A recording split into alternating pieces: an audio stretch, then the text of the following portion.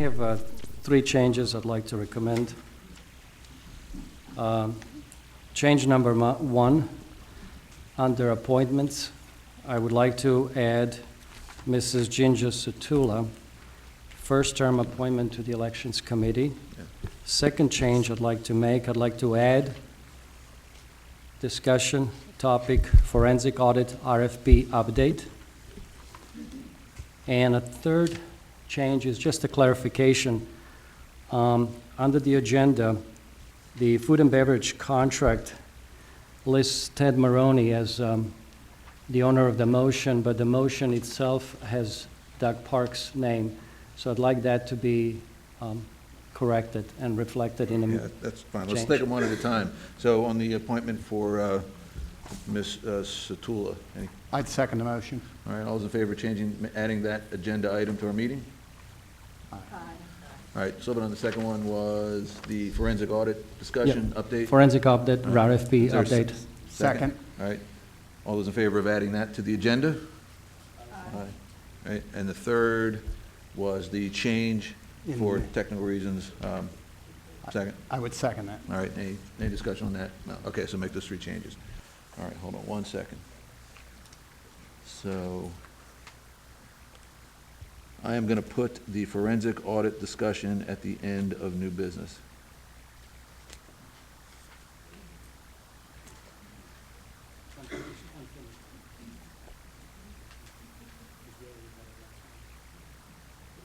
Point taken, point taken. That will be the last item under unfinished business. Thank you.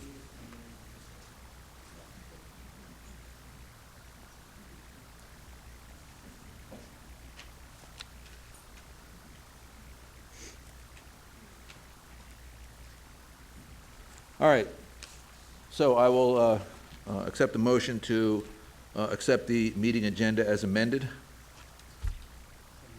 there a second? All those in favor of the updated agenda for the meeting, say aye. Aye. Thank you. All right, next item on our agenda is approval of minutes from the February 25th meeting. I will entertain a motion to accept the minutes as presented. Second? All right, is there a second? You got to second it first. Second. Okay, discussion. No.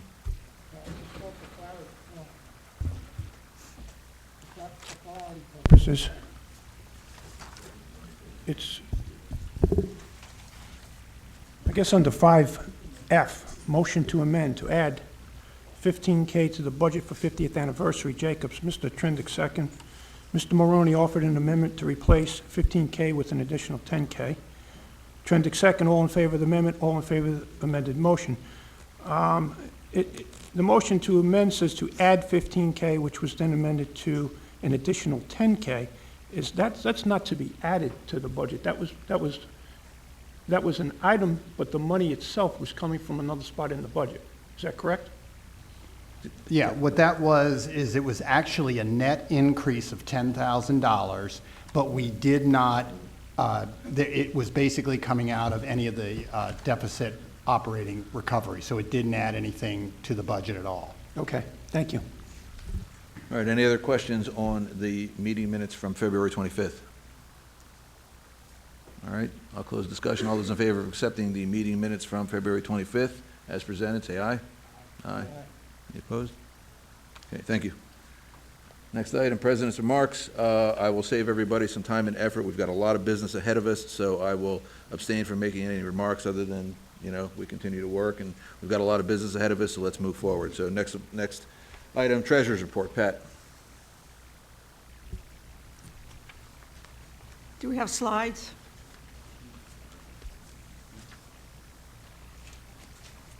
This slide is the cost per household for our projected year-end deficit is still at a deficit of $1.5 million, but this is translated into what each area in Ocean Pines, our assessment pays for. Administration, you can see all the breakdown, general, manager, finance, marketing. That's $195, and these are annual. This is a year. And then CPI, maintenance, public works, which I've categorized as maintenance, it's really public works and maintenance, $272 a year of your assessment goes for that in the projected year-end deficit. For police and fire, you can see fire and police breakdown, that's $237. And recreation and parks is $61. So what the service areas, maintenance, public works, police, fire, recreation, the portion that the homeowner pays for those services is $570. What the homeowner pays for the administration is $195. And then as you can see, all of the amenities are listed individually, beginning with racket sports. I've combined tennis, pickleball, et cetera, and all the way down to the marina, the cost or benefit of each one of these amenities. If it is a negative, in this case, that's a savings to each household. So aquatics, for example, had revenue that generated a savings to each household of $18. So if you take all our amenities, from racket sports down to marina, the total cost to each homeowner for the amenities is $27. So again, the breakdown was $195 for the administration of the organization, the community, et cetera, $570 for our service departments, maintenance, public works, police, fire, recreation and parks, $27 for our amenities, making the total for operations $792. Since we fund new capital on an annual basis in our assessment, we do not build a fund for that as we do a reserve for capital replacement. So new capital this year, $26 from each homeowner, making the total $818 support from each homeowner. Infrastructure, which is the funding of our reserve account, $293, making the total projected for this fiscal year ending April 30, $1,111.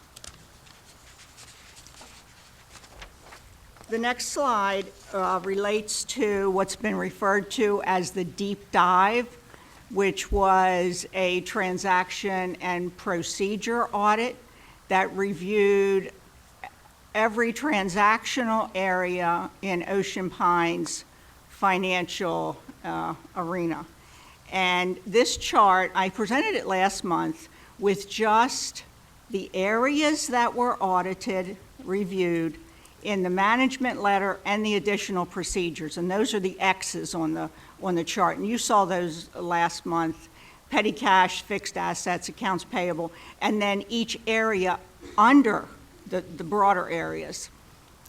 What we've done this month is update each area for what's been implemented that was recommended in the audit, what will be implemented May 1st, what's in process, and some areas, three areas, maybe two areas, were under evaluation as to a cost-benefit analysis. Is this really going to benefit Ocean Pines to do this? So as you can see, under petty cash, 3 areas, replenishment, vouchers, and balances, have all been implemented, and limits is to be implemented May 1st. Fixed assets, ID tags, inventory, disposal are all in process, which means the process has been set and designated, but it's not fully implemented as in the case of petty cash. It will be, but not at this moment. Capitalization, threshold, disposal of assets are all fully implemented. Accounts payable, master file fully implemented, debit balances, accrued vacation, check disbursement and payroll fully implemented, the recommendations from the auditor. Next slide. Tracking hourly employees is under evaluation because there is a cost benefit. We do a thumbprint for some departments. I believe Public Works, we do the thumbprint, but for other departments, that may not be a reasonably financial endeavor, so that's under evaluation. Sale of fixed assets, implemented May 1, that's in process. Receipt log, fully implemented. For the yacht club, for the point-of-sale system, receipts, access, et cetera, the entire area under yacht club, the system that was audited by our auditors last year at the end of our fiscal year is not in use and will not be in use. So none of the findings are relative. We can't implement it because we don't use it. Cash receipts, the internal control, assessment accounts receivable, fully implemented. Credit memos will be implemented.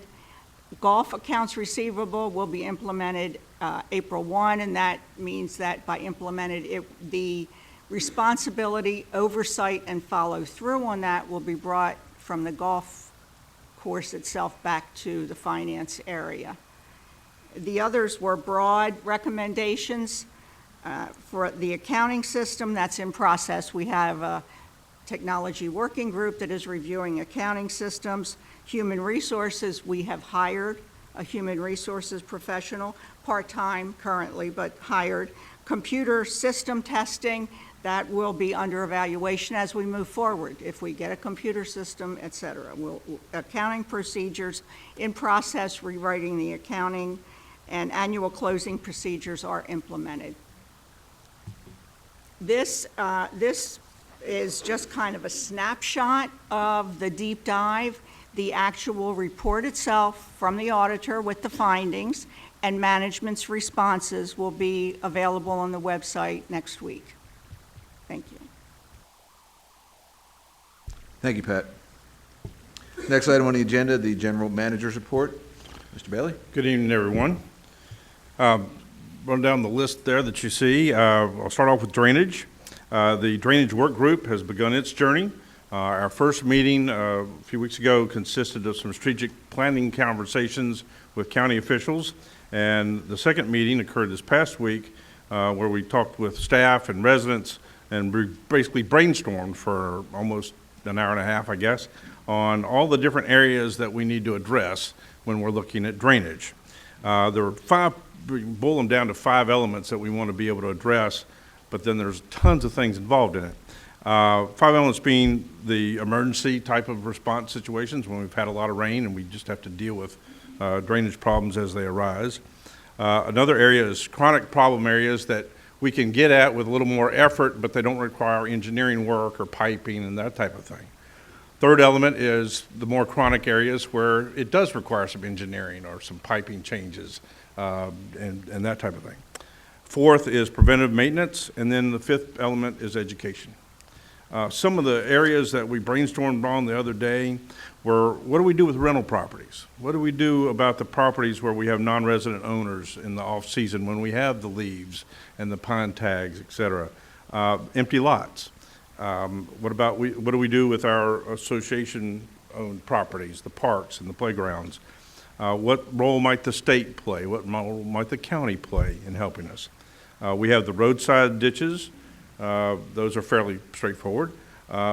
Between homes and particularly behind homes, what do we do when there's no easement between property lines? What do we do when it's a wetland area or tidal or non-tidal wetland? One of the individuals that was at the meeting the other day commented at the end of the time period, I had no idea it was this involved, and there was so much involved in it.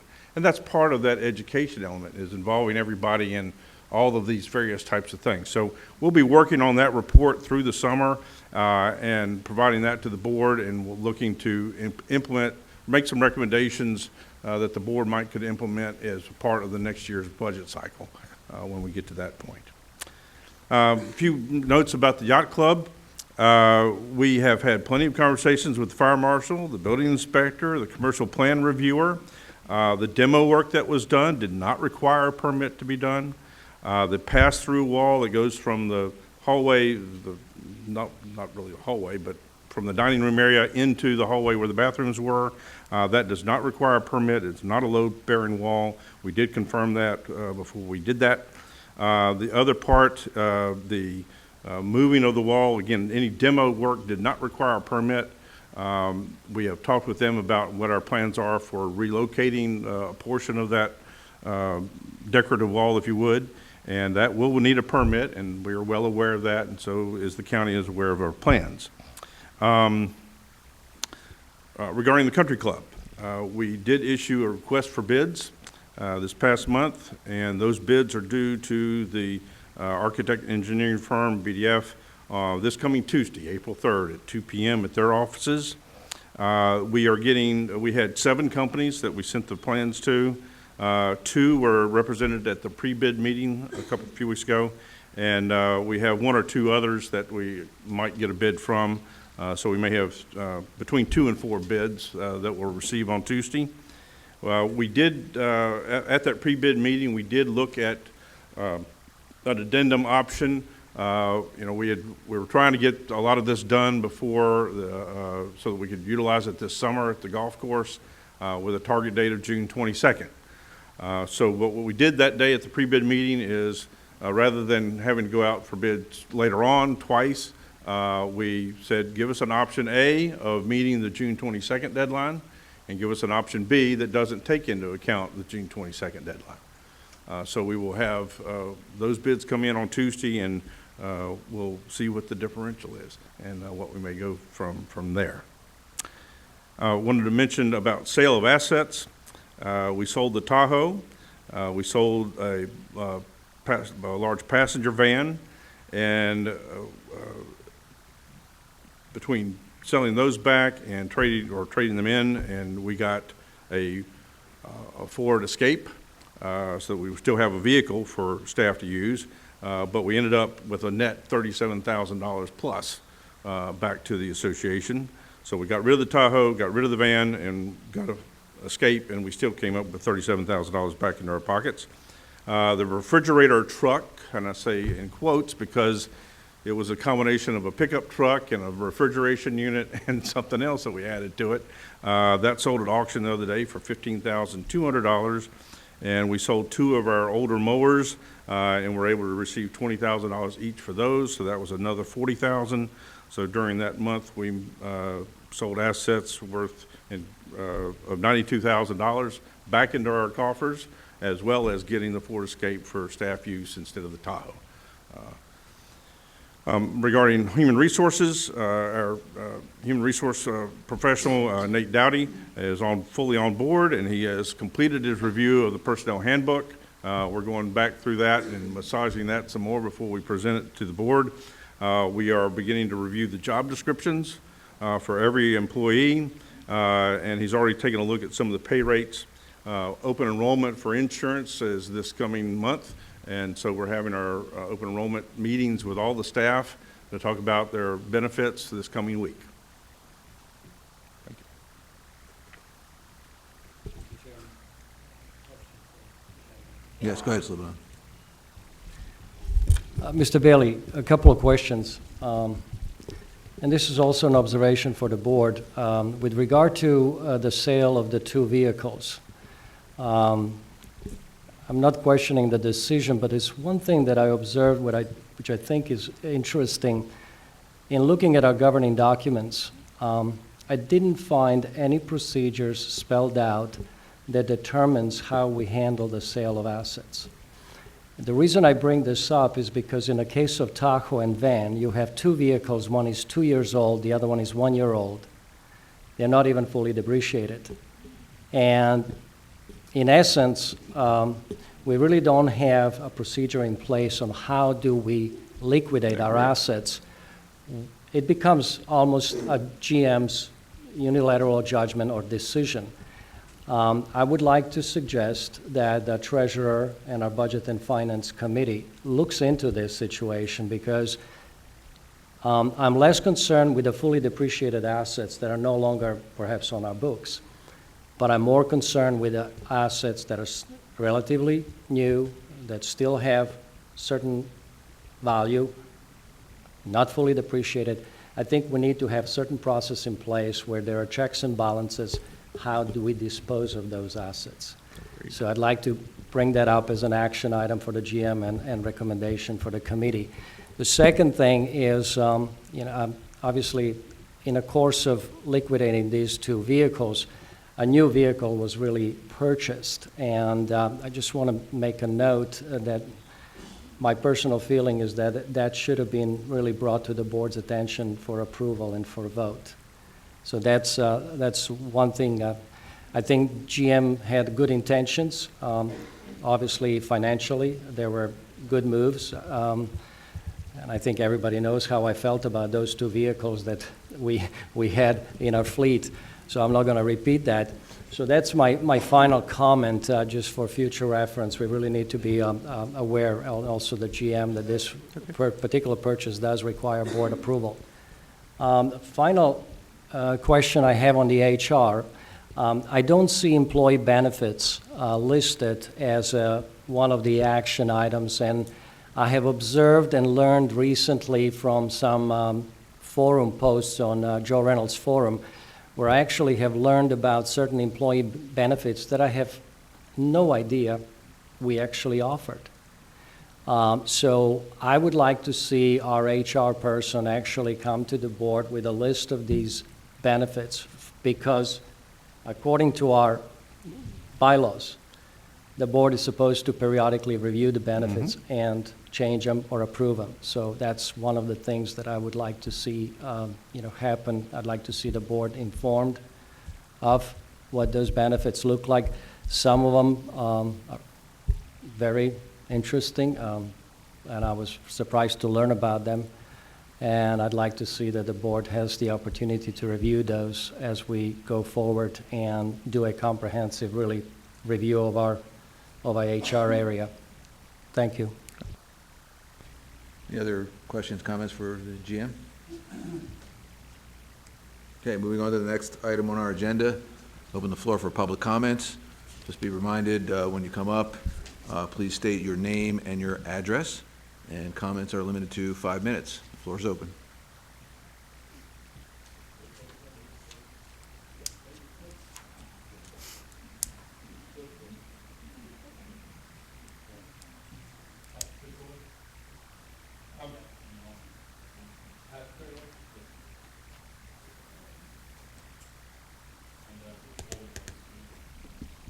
I'm Brett Hill. I live at 3 Windward Court. The first area of my comments is regarding the capital purchases on the agenda today. There's 2 separate purchase requests for Ventrac mowers. The mowers are exactly the same, it appears. They're both 4500Z with contour and tough cut decks. It appears both requests received 3 separate bids from 3 separate vendors for a total of 6 bids.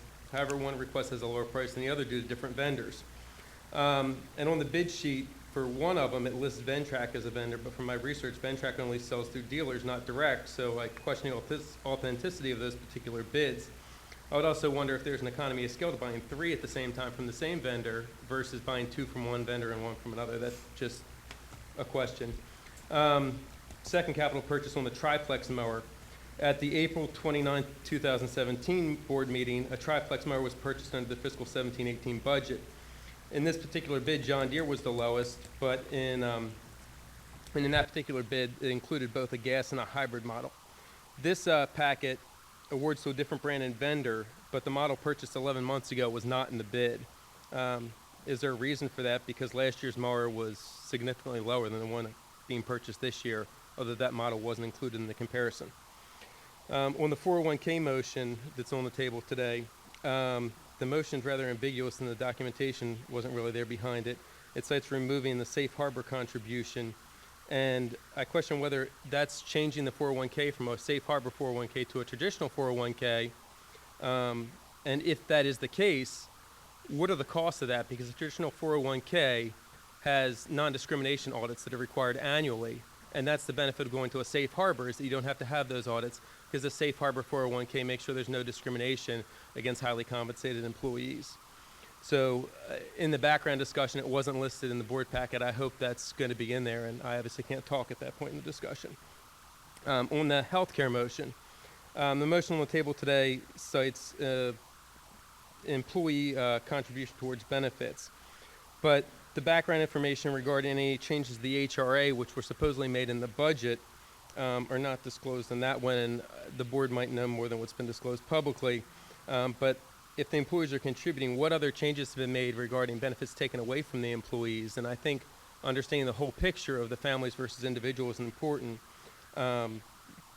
before making any decision on what they're contributing to the particular health insurance package. From the July 2017 board meeting, the board unanimously passed motions for the disclosure of complete monthly financials, the detailed financials, as well as the purchase order log and check register. As of yesterday, those reports are not available on the Ocean Pines website. I did see the 18-19 budget posted yesterday, so thank you for doing that, because having that information available to the public is very important. If JB or Steve need assistance in finding the PO report, the detailed financials, I'll be happy to tell them how to get to them. They're very easy to print from LANSA. They're very simple, and this should be something that's readily available. The check registers I don't know, and so if that one is harder, I can understand that not being shared. But the purchase order log and the detailed financials are canned reports that should be easy to share to the public. Regarding the financials that were posted for February 2018, a general question, there was no funding for the fire department in February. How come we're not funding the fire department anymore? And for my last point, I have handouts.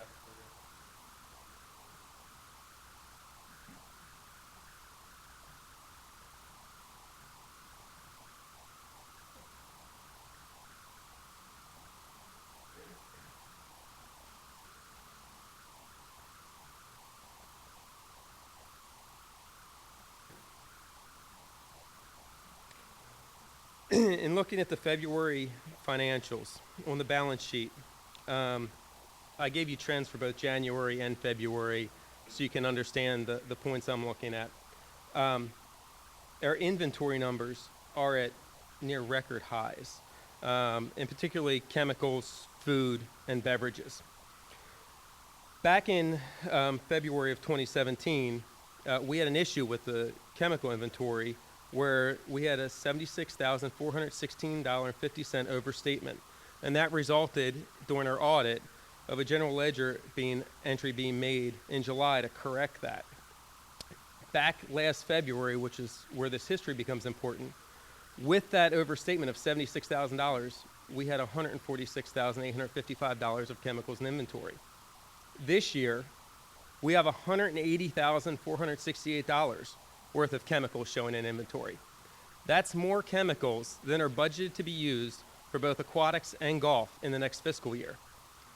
So I don't know where the list of questions begins on that. The first one is, well, is it really there? Second, if we pre-purchase chemicals for next year, one of the issues we had last year was that rebates were something happened to them on chemicals because part of the pre-purchase incentive was rebates back from the manufacturer. 60 seconds. Sure. Are the rebates that would have been applied on pre-purchase chemicals reflected in the inventory? Or were they reflected elsewhere? Did they go into operations, or where do they fall into the budget if we do have prepaids, which is typical for the operations? Someone needs to take a real hard look at this inventory and figure out now if there's a problem, so it's not July like last year that we find something in the summer. For alcohol, with $62,000 in inventory, that equates, if you take, say, $20 a bottle, 3,140 bottles of liquor in-house. How the heck did we get there, and how is that number so high? Another glaring question with that is the inventory number is exactly the same for January and February, which tells me that you didn't take inventory. Now, that's okay, it's a slow month, maybe it happens, but on the cost of goods sold for the yacht club, there shows a negative cost, which means the inventory for beverages in the yacht club increased. And the only way for it to increase is for inventory to increase. Well, the inventory number didn't change. So where did that number come from? Lastly, the cost of food. I mean, you can see we're at a record high there. I mean, we're showing $58,000 worth of food in inventory. That's pretty much the amount of food that we sell at the beach club in an entire season. Where is it? Somebody's got to be looking at this stuff. I mean, in between the three of them, you're over $250,000, pushing $300,000 worth of inventory. And if that was a note from our auditor, something definitely needs to be checked out. Thank you. Other public comments? First of all, I'd like to thank Mr. Bailey for the opaqueness that he has brought to these meetings and to hope that you continue. The board made a lot of promises at meetings that I attended, budget meetings, hearings, whatever. And I've sat back and waited. We're 2 months into the process. And so far, none of these promises have occurred.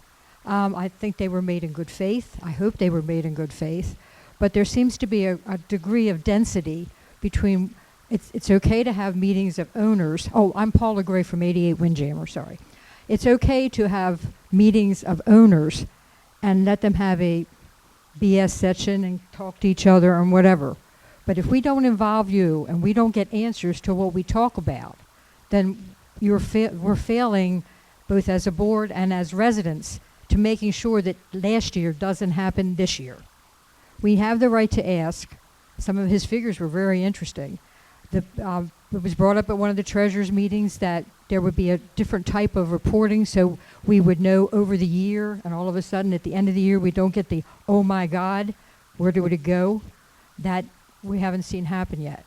We do hope that if you're going to have the town hall meetings, that the board will be there, that since the board's meetings do not contain a question and answer session from all of us who give you money, that we would like to be able to ask you things and get a response, maybe not immediately, but a real response posted within a set time or a reason why we can't have a response. You're our board. We're the people of the Pines. We need to work together. And right now there seems to be a drop between what gets promised and what happens. We promise to give you money because if you don't, you come after us. We have no way of coming after you. Please hold up your promises to us. Make sure that you come out, and the treasurer at one of the treasurers' meetings, it was promised that every other month there would be this is where we are this year.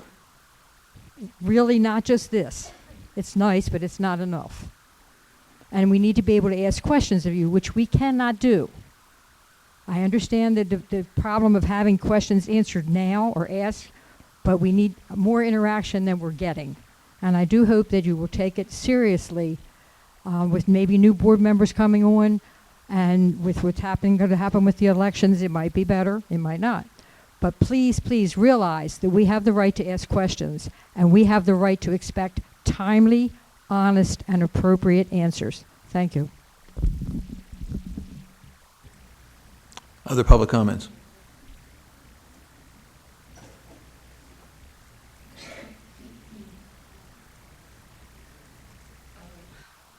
I'm Peggy Turner, 337 Ocean Parkway.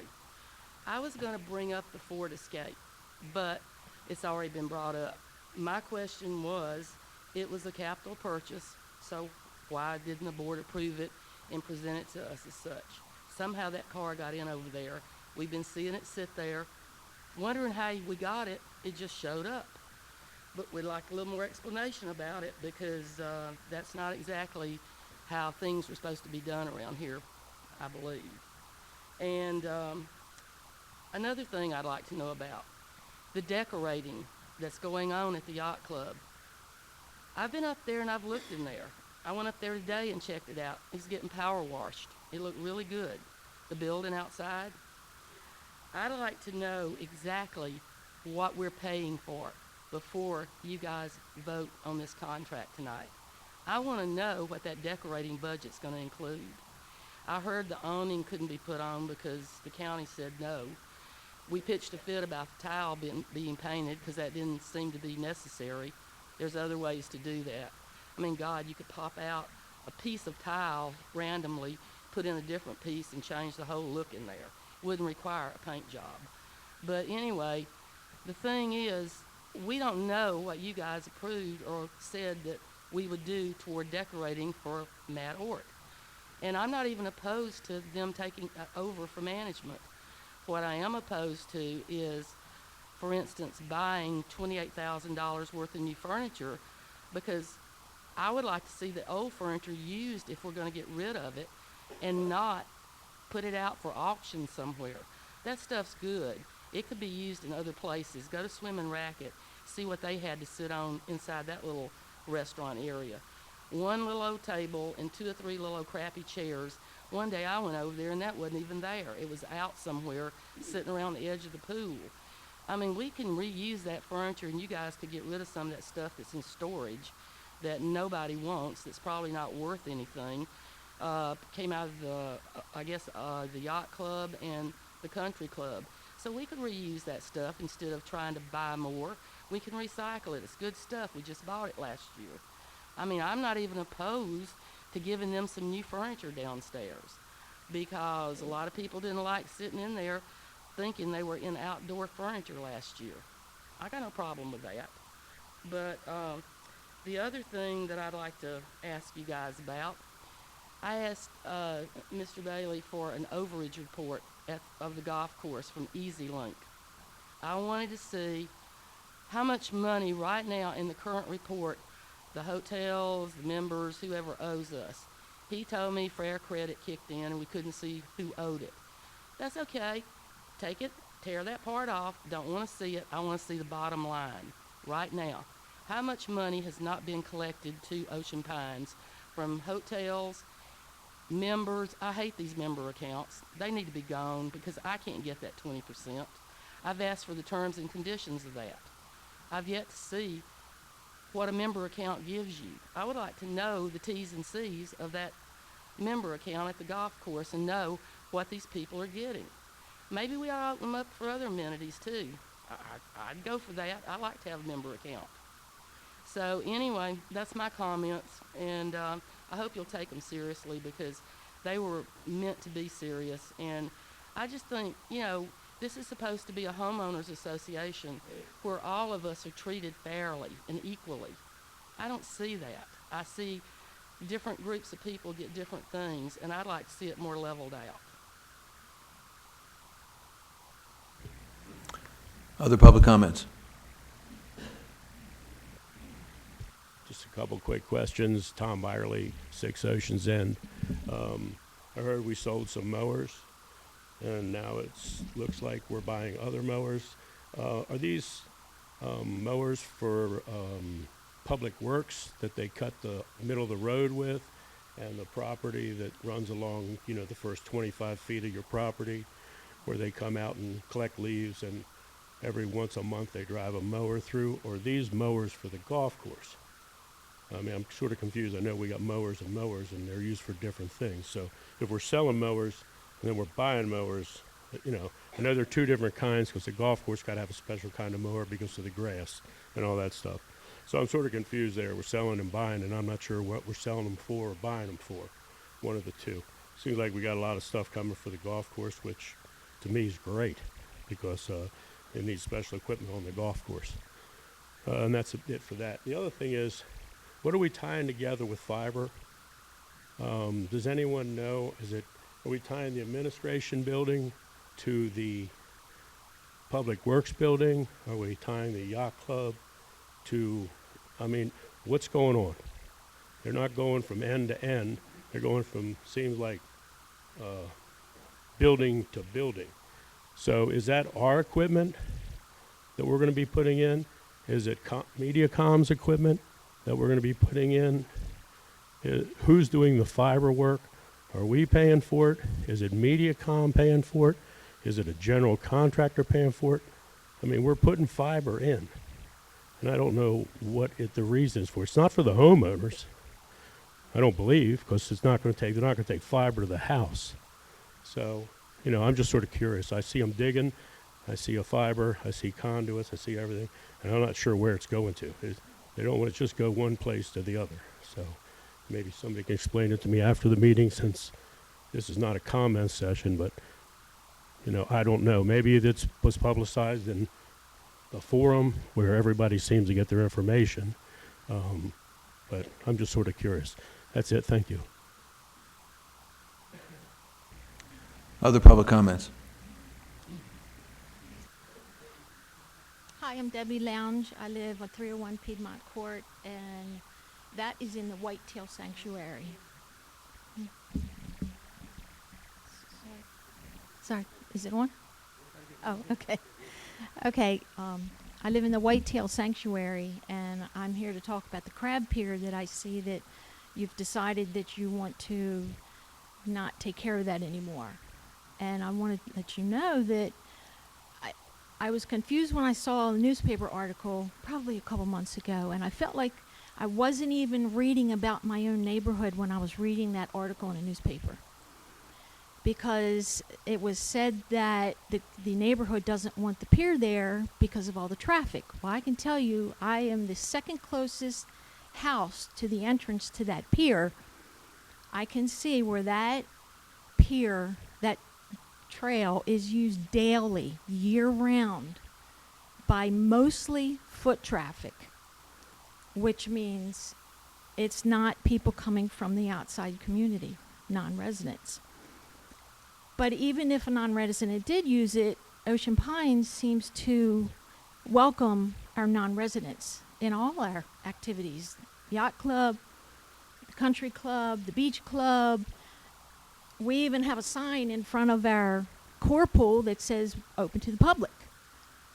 So I don't see that pier is being used by mostly non-residents. You might see 1 or 2 cars there, maybe 3 tops. And I am like right there. I can see every day people using that pier every single day. I can't see getting rid of an amenity that's being used by people that walk to it. Kids walk to it. I mean, I see the young kids with their families going out there and they're teaching the kids how to crab. I see preteens they're old enough to go out there by themselves, and they'll get on their bikes and they'll ride out there and they'll spend all day crabbing, and they're having a ball. And that's in the south end of Ocean Pines. We have 2 amenities in the south end. We have a playground in Robin Hood, and we have this pier. That's it. All the other amenities are in the north end. And I can tell you that I have talked to some of the neighbors, and everybody that I have talked to is in agreement that they would love for the pier to stay. When that neighborhood was first developed, they were told they were getting 2 piers. But when it was turned over to Ocean Pines agreed to take care of it, but they took it down to 1 pier. And apparently there was supposed to have been money set aside for taking care of that pier. I don't know what happened to that money. Nobody knows what happened to that. But there's been a few boards here and there that have been rotten and replaced, which is great. The pier generally is in very good condition.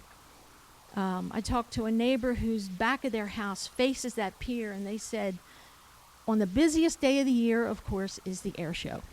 Families go out there and they crab all day and watch the air show, and they have a good time. They said they saw 18 people on that pier that day. Now, I would like to see you reconsider the pier and keeping that amenity and not destroying it. And if you want to get the neighborhood's thoughts on this, ask the neighborhood. No one I talked to said that you asked what our opinion was. Yet in the newspaper, it said that the neighborhood didn't want the pier because of the traffic. I live right there. I see it. There is no traffic. Most of the people that come and use it are by foot, which means they're local people, local to the neighborhood, local to Robin Hood neighborhood, which is across the parkway. We'll walk over. So thank you, and please reconsider. Other public comments?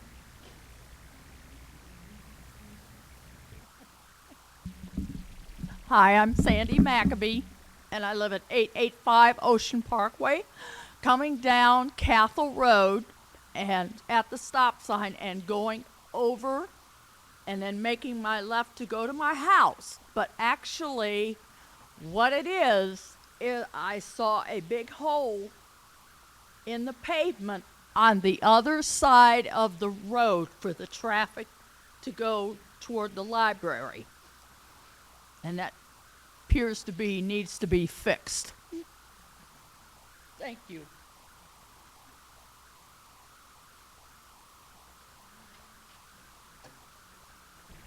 Other public comments? Give her the microphone. Have her sit down. Anna, sit down.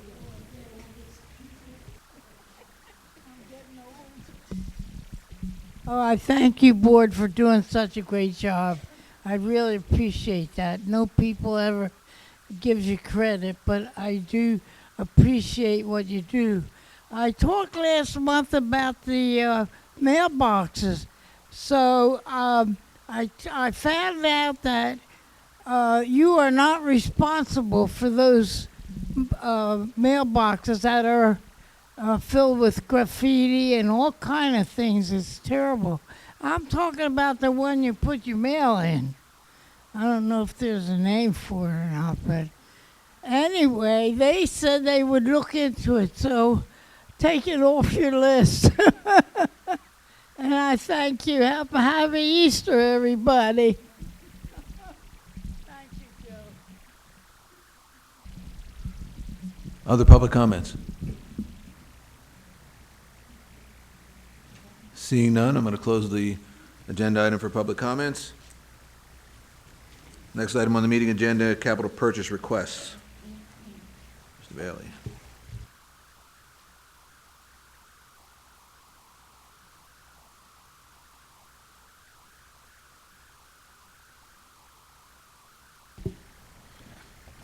Yeah, obviously you have several items there. They're all related to the golf course. These are all coming out of the replacement capital reserve, replacing existing equipment that's reached its life or is about to. The first item there is a golf sand rake. You have 3 bids there, Textron, Finch, and Turf Equipment. Recommendation there that it's budgeted at $35,000. The Textron bid is $35,198.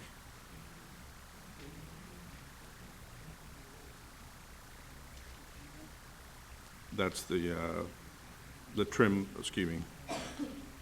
That's, sorry, I'm out of order. The sand rake, excuse me. Textron was $22,000, Finch was $17,000, and Turf Equipment was $22,000.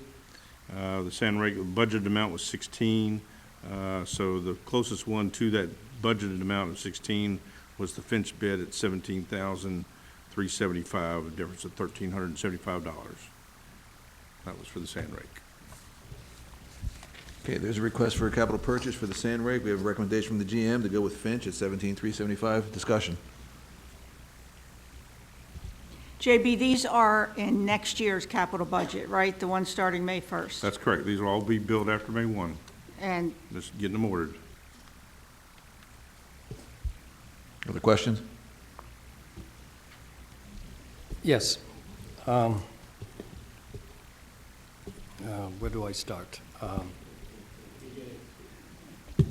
I have several concerns with these purchases. Let me start with the one that might change the dynamics of the rest of the list. I find it difficult to approve any of these as a board when the department head's approvals are missing and the general manager's approval is missing on pretty much most of these requests. So even if any of this is a necessity, I don't know if it's really appropriate for a board to approve something that has not been approved by the GM or by the department head. So my reaction is that this goes back, gets done properly, and then the board is served with the proper approved requisitions, number one. Number two,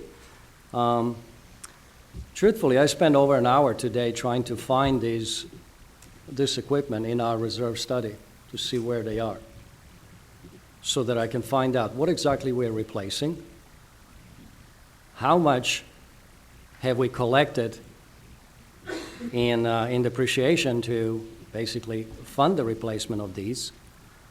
And I gave up after an hour. I found the fuel system, but I couldn't find the fans, I couldn't find some of the mowers.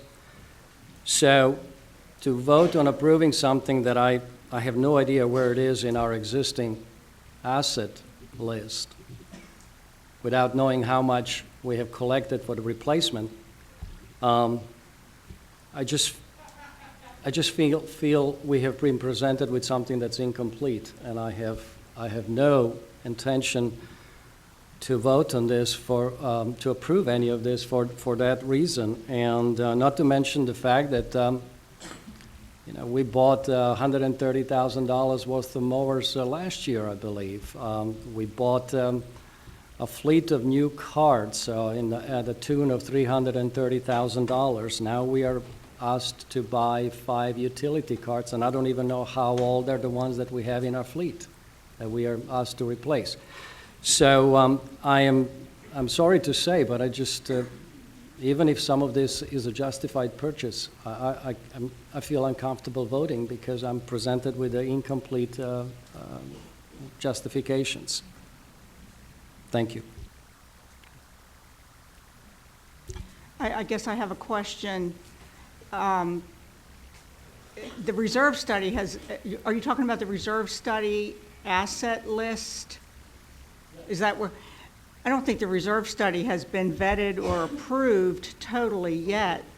I thought that this is what I thought these were items that were presented in the budget for FY19, and the documentation and the dollar amount was approved in the FY19 budget. That's where I was coming from in this process, not the reserve study. I don't think the asset list in the reserve study, I think it's still in process of being vetted and given a blessing one way or the other.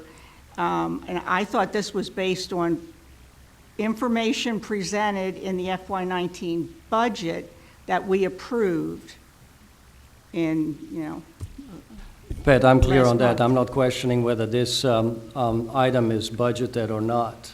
That's not my concern. My concern is that I know it's in a budget, but it is a replacement for the equipment that we have in-house. And I couldn't find where that equipment is that we are being asked to replace. I don't know the year of the equipment. I don't know what was the depreciated, how much did we collect in a depreciation that's going to go towards the replacement. I believe Mr. Bailey understands what I'm asking. I don't have an issue with whether this is a budgeted item or not. I have never questioned that. But in the budget, and I don't have the budget with me, isn't it normally we see the item and then what it's replacing? Is that It's right here. what we have? But I couldn't find it in our asset list.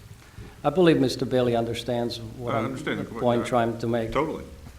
One of the issues with the reserve study, and you're right, is this whole scrubbing that's going on of there are a lot of things that aren't on the list that need to be. There are a lot of other things that should be on the list that aren't, and vice versa.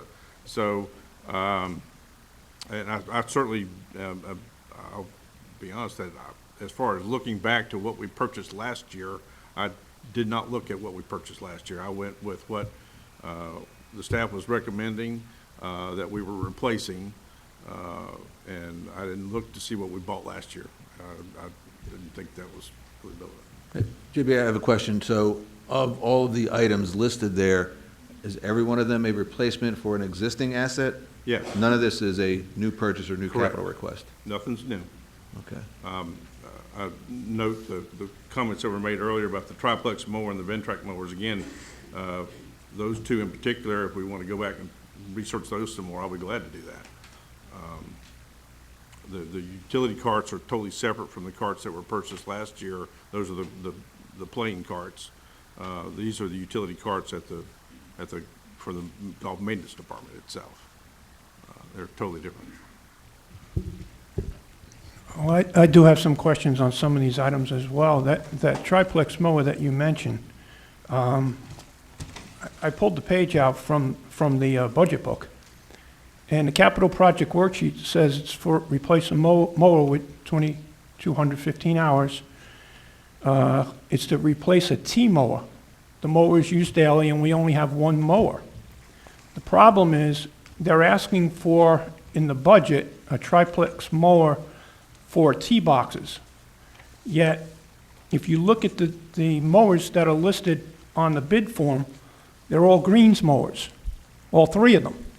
One of them was purchased for the greens last year, brand new, and it was from Finch Jacobson.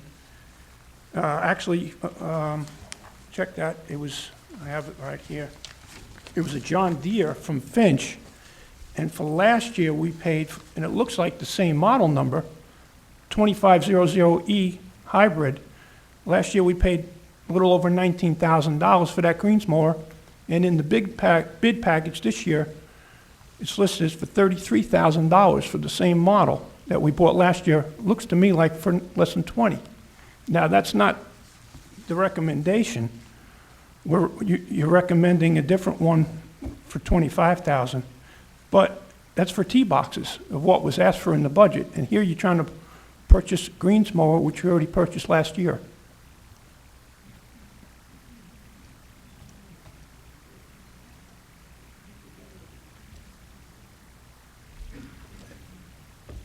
Why don't we just simply table this, go back, get the rest of the information we need, go back and look at last year, figure out exactly what we need, and then come back to us in the next couple of weeks with an updated thing. That's what I would suggest. That way we cut through it all. Yeah, that was going to be my suggestion, but I did want to hear a little more background on these. Tom, you brought up a good point, so, I think, is there any other thing that's relevant while we have a captive audience here before we just table this? Because I agree, we should table it, but is there any other information that's relevant while we've got this topic at hand? What would help me a lot is if your staff can basically point to the existing equipment specifically that we have right now in the inventory, what was collected in terms of the depreciation towards the replacement. That's right. So we can compare that to what was budgeted, and we know where we stand. Thanks. All right, on agreement from my board colleagues, and we can table every one of the capital purchase requests to, at the very latest, the next meeting, but perhaps if we get information before then, we can make a decision. But at this point, I'd suggest we table it to the next board meeting. Any concern, any question? All right, done. Well, it's tabled. Colette, if you just make sure we have that on the agenda for the next board meeting, and JB, obviously, continue to do the follow-up work. Thank you. No worries. All right, next item on the agenda, CPI violations. JB? Board members, we have one this month at 61 Moonraker Road. The violation, there's a box trailer, oversized vehicle on it. All the legal machinations have taken place so far, or administrative processes, and so we're recommending to send that to the attorney for action. I'll entertain a motion to find them in continuing violation. So moved. Is there a second? Second. Any discussion? All those in favor of finding 61 Moonraker in continuing violation, CPI, say aye. Aye. Aye. None opposed? Thank you. Moving on to the next item on the agenda, unfinished business. There's a motion for beach club parking fees. I brought it in. The motion to adjust the cost of an annual beach club parking pass for non-associate members to $2,800. The background is this: parking in the beach club lot must be provided to the public. The original fee for an annual parking pass that was included in the budget was not, the parking pass was included in the rate structure. After further consideration, it is appropriate to have the cost in line with other public parking lots in the area. $2,800.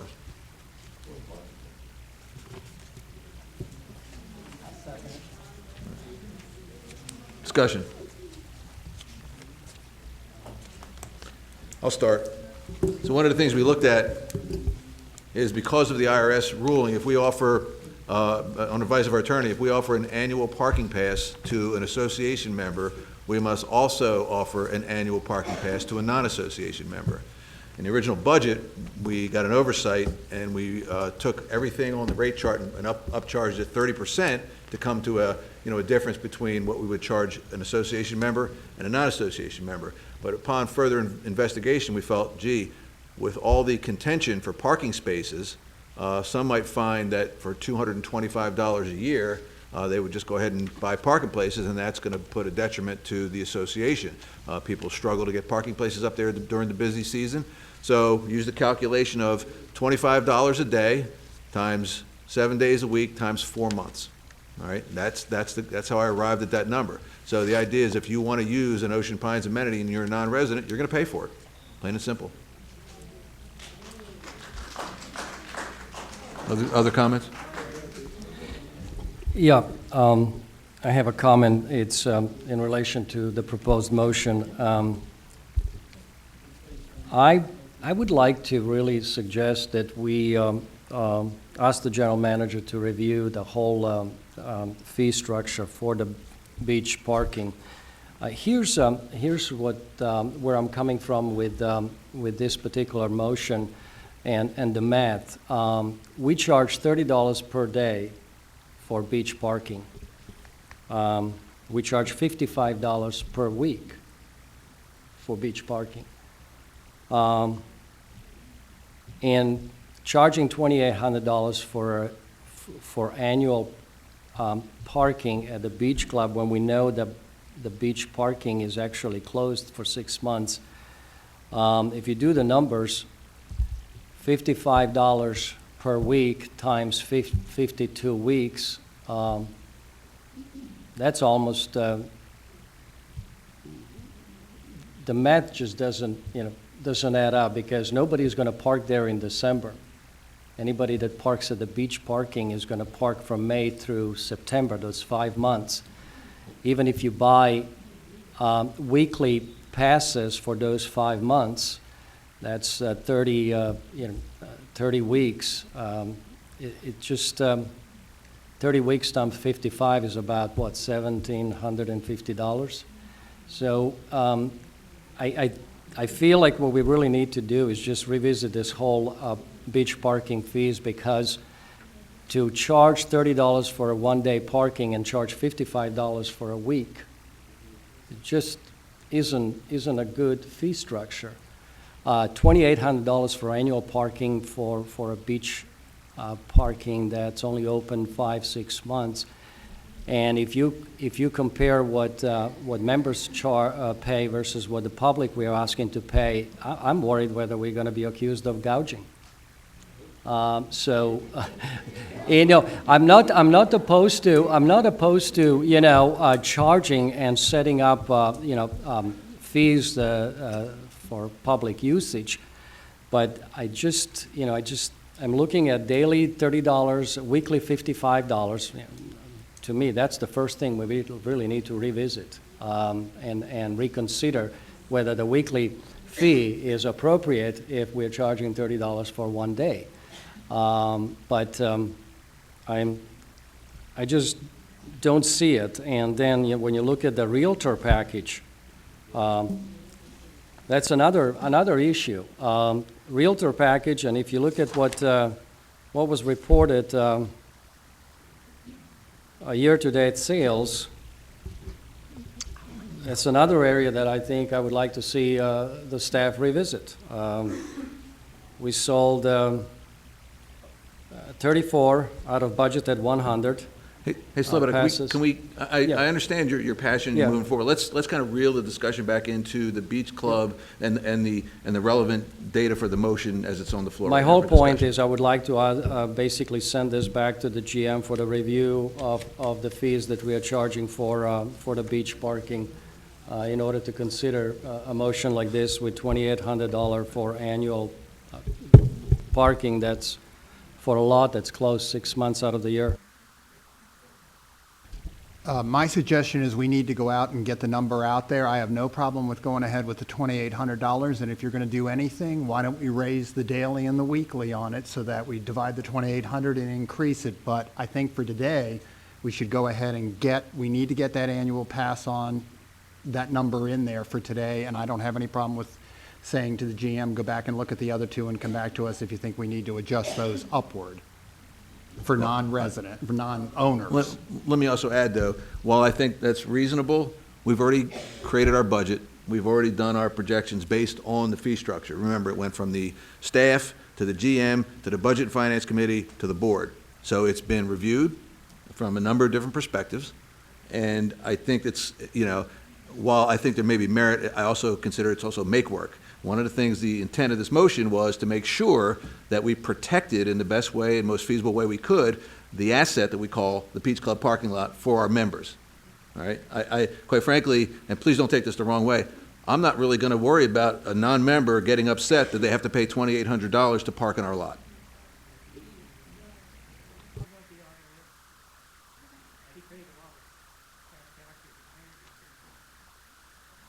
Oh, thank you for reminding me, yes. We did vet this with council before we did it, and we have the blessing of council, so.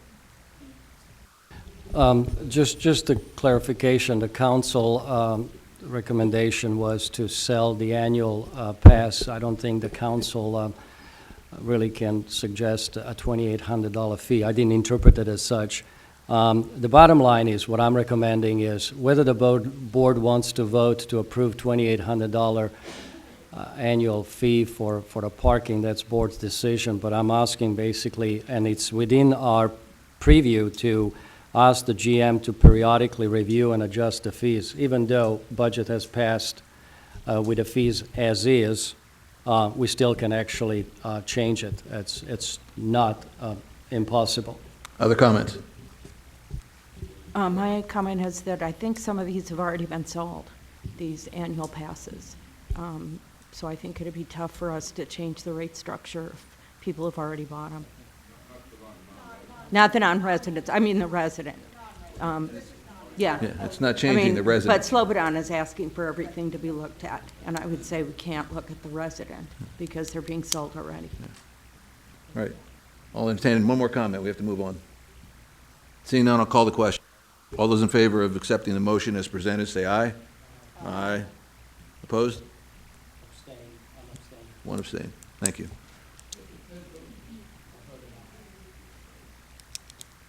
Next item on the agenda, motion to remove the safe harbor from 401K. Pat? The board resolves to eliminate the safe harbor contribution from the Ocean Pines Association, Inc. 401K plan, but also resolves to match all 3% employee contributions. Background, the board approved the 2018-19 budget, which included the elimination of the safe harbor contribution. This resolution is necessary to implement the change. Discussion, the board will continue to review the entire employee benefit package to ensure the association is competitive in its benefit package. Is there a second? Second. Discussion. I have a question. I have to agree with the public comment that was made. I was looking actually at this today. I still don't understand what's driving the change, what's behind this. I understand the difference between a traditional 401K and safe harbor. I understand the advantages and disadvantages.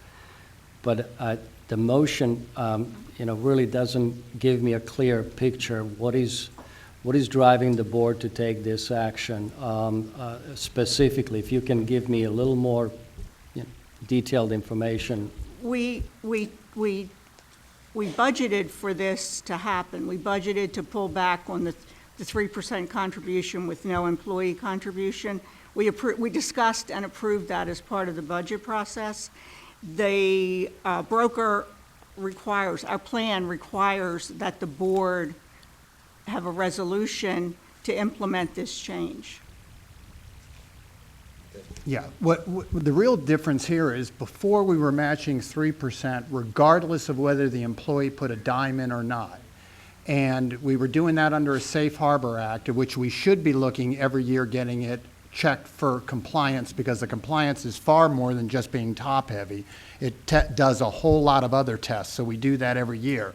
This says that we will match the 3% if you participate in the program, and that's the whole idea. Participate in the program, we're going to match you and help you get a retirement. Before, we were putting the 3% in regardless of whether an employee was contributing or not. So that, when we talk about benefits and getting to what fair market is, that's the reason for doing that. And as Pat said, in order for our provider, our 401K provider, to be able to implement what we approved in the budget, they actually need a board resolution stating our intention. What you just said earlier is exactly what should have been placed in a motion.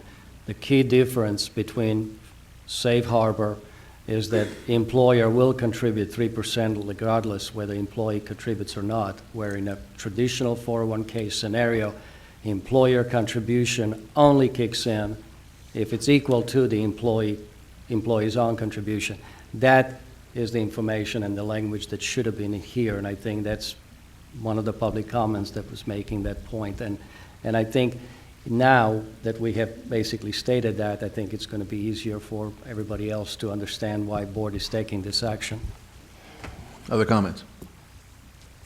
Seeing none, I'll call the question. All those in favor of the motion to remove safe harbor from the 401K as presented, say aye. Aye. Aye. Opposed? Okay, carries. Next item on the agenda, the motion for mold remediation contract. Ted? Okay, that's me. I think, what about the I think you RFP? skipped over Tom's. Cross that off I right? stand corrected. I Yep, stand go corrected. Maybe I should read the board rather than my notes. So the next one is an RFP for professional finance management contract. Tom? Okay. Topic, back office financial management software RFP. The motion to instruct the general manager to issue a non-binding request for proposals before April 15, 2018, with responses due by May 15, 2018, for an HOA financial management and accounting software to include all necessary expenses as a turnkey project, with software licensing, hardware, network infrastructure, and labor necessary to implement. Solution should be brought to the board for discussion by May 24, 2018 board meeting. Background. The association is currently operating back office functions with software that has been in place for decades. While the tech working group has explored options for software in the past 18 months, recent discussions of issues with improper financial controls and management necessitate the thorough evaluations of not only the options being reviewed by the tech working group, inclusive of the additional ancillary costs associated with those options, as well as an evaluation and costs of other options, including but not limited to complete HOA financial management solutions. The RFP will afford the association an opportunity to gather true costs for a turnkey deployment of a solution to update our HOA financial management structure, in addition to exploring the option of employing a professional support system to provide the much-needed oversight and control by utilizing advanced security protocols to ensure this takes place. Discussion to include for board consideration to approve the issuance of this RFP as a necessary means to allow other options and information to be presented not only to the board of directors and staff to evaluate, but as information to be provided to our entire association membership in attempt to further discussions with them, elicit input, and evaluate all potential options before a decision is made on what next steps for the community should be. Is there a second? I second. Discussion. Tom, couple questions. One, would you consider making this an RFI, since it's really a request for information of what's out there rather than for proposals? That would be the first thing. And the second thing is, when we talk about outsourcing the backroom operations, who's going to develop this RFP of exactly what you want to do and how you want to go out and get it? Because I've examined the previous one, which was a ballpark, and did not have a hard number in it. It had no way of talking about how information migrated back to Ocean Pines if we ever got rid of them. So at some point, somebody would have to sit down. I would be in favor of sending an RFI out for information and the possibilities so that could be considered. But a request for proposal means you're out here really kind of bidding the work. So that's would be my questions for you. Well, at this time, Ted, I have to say what we've experienced in the last 15 months, what's transpired for the association, numerous criminal investigations. We've had 6 turnovers in that accounting department in the last year alone. The fact that we cost the association membership tens of thousands of dollars to do a deep dive, to try to see what the concerns that we have and to expose them, just to tell us what procedures we should follow and implement. I'm not sure that these procedures are being followed. It's great that we're implementing them, but we have no idea if they're actually being done. I said, now we're looking out for a forensic audit at maybe $100,000, $200,000 of the association dollars to try to fix what's been wrong. And I think it's a little bit late just to get information at this point. I think we need to, drastic measures, take drastic steps. We have the tech working group looking at a solution. We need to get that solution hopefully within the next couple of months. So we need hardcore information. We need dollars to compare. This option is only a second one. I mean, there are other options out there, but we have to pursue them all. And I'm not suggesting that this particular financial management firm is the complete answer to which direction we'll go. But to not investigate it as a viable means and give the association the true facts and the dollars that need to be spent to put this in service is a disservice to the association membership if we don't do this. Changes need to be made. They need to be made soon.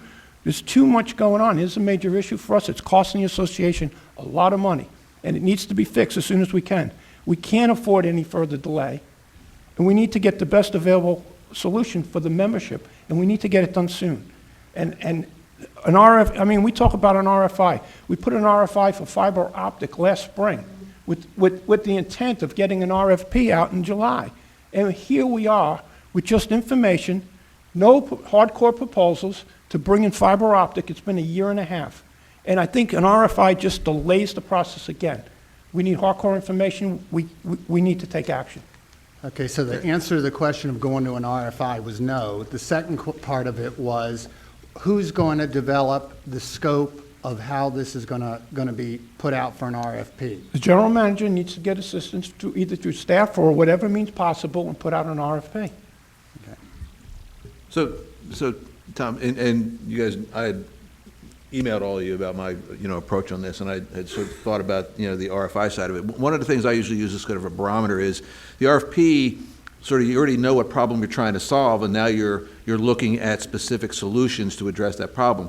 Now, I think we have a general idea of what we might need to solve, but there's a lot of other complexities there that have yet to be realized. As I said in the email, we don't know what we don't know. On top of that, I think you brought up a good point, Tom, that the forensic audit may uncover something potentially that would say maybe that's not the right way to go about it, all right? So I think the RFI is a safe way. It doesn't commit us to anything. There's no money involved in it. I think since we have the momentum of the forensic audit, some of the issues that we have in front of us, I don't think it's going to die on the vine, like the other one, although I would also argue on the other side that there was a lot of other different factors that contributed to the delay of the RFP never going out for the fiber. But that being said, I think it's important that we really do need to get this information. I do think it's important, but I think coupled with the fact that the forensic audit is out there, it might, at least in my personal opinion, RFI gives us information that would lead us to that RFP. It may be a little premature because, again, in my mind, I don't see that we have an absolute solution yet. We don't say, hey, here's what's going to fix our problem, and now let's go out to the companies that can provide that service to us. We're not there yet, so I'm leaning more, as you guys already know, I'm leaning towards more of an RFI process.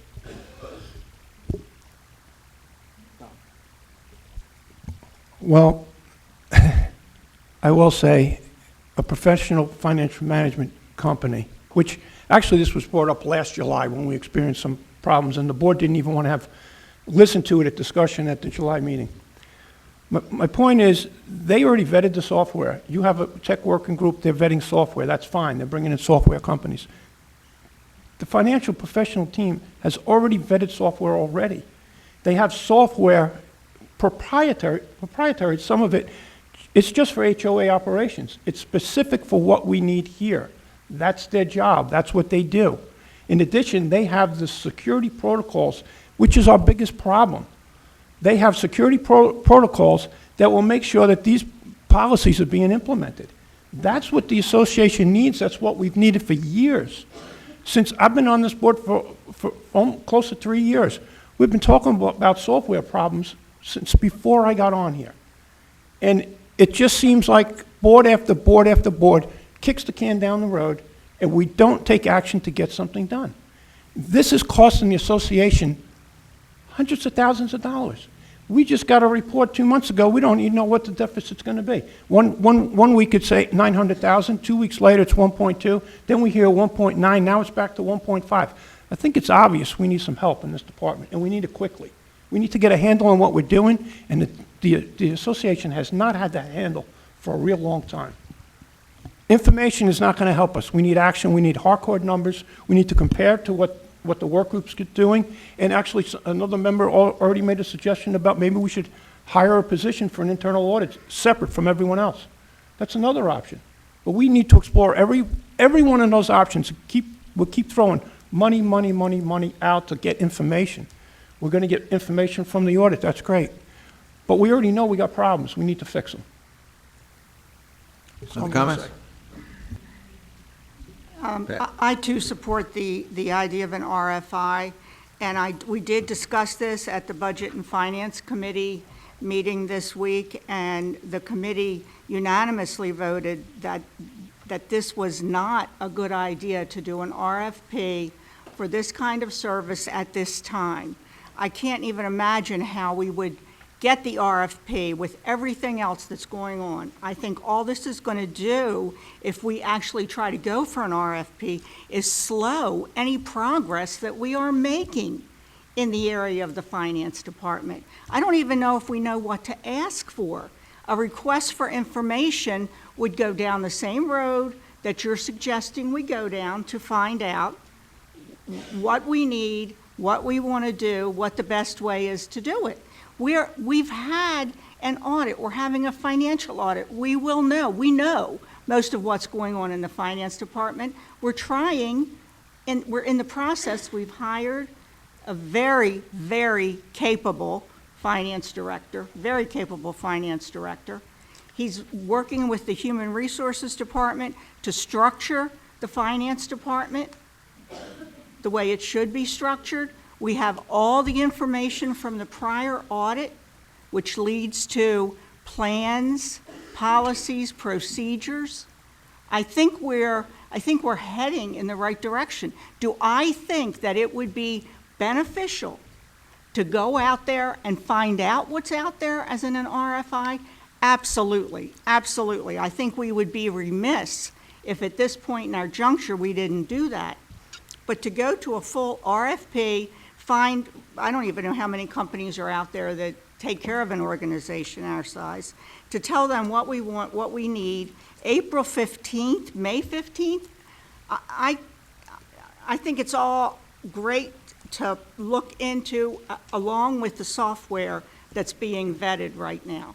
But I think it's kind of a parallel. We look at both with an RFI. That's what I think is best for the organization right now. Thanks, Doug. Let me start first with what I like about the motion, and then I'll also critique it. I think Tom's motion brings an interesting situation here that, it's hard to determine without knowing what the technology work group has been doing. But in essence, what Tom's motion proposes is that separate from what the technology work group is doing, which is basically evaluating HOA solution, which means all-encompassing solution that includes the back office business applications and includes the operational system support. And those of us that have been in the industry, we know the differences between the two. They're looking for all-encompassing HOA solution. The back office, the operational system support. Tom's motion brings the idea of basically looking the best of breeds in different application environment, like the financial management system, and doing it in outsourcing mode. But it is difficult to kind of proceed with that because it sounds like we really don't have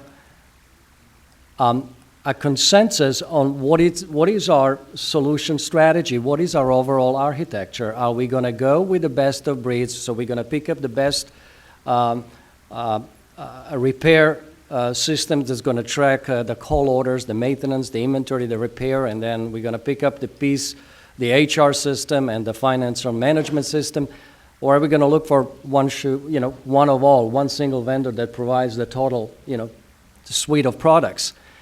So I'm all for outsourcing, but because we seem to be clashing with what the technology work group is doing by going with a total comprehensive solution versus what this proposes, which is let's look at the best back office first and let's look at our business applications requirements.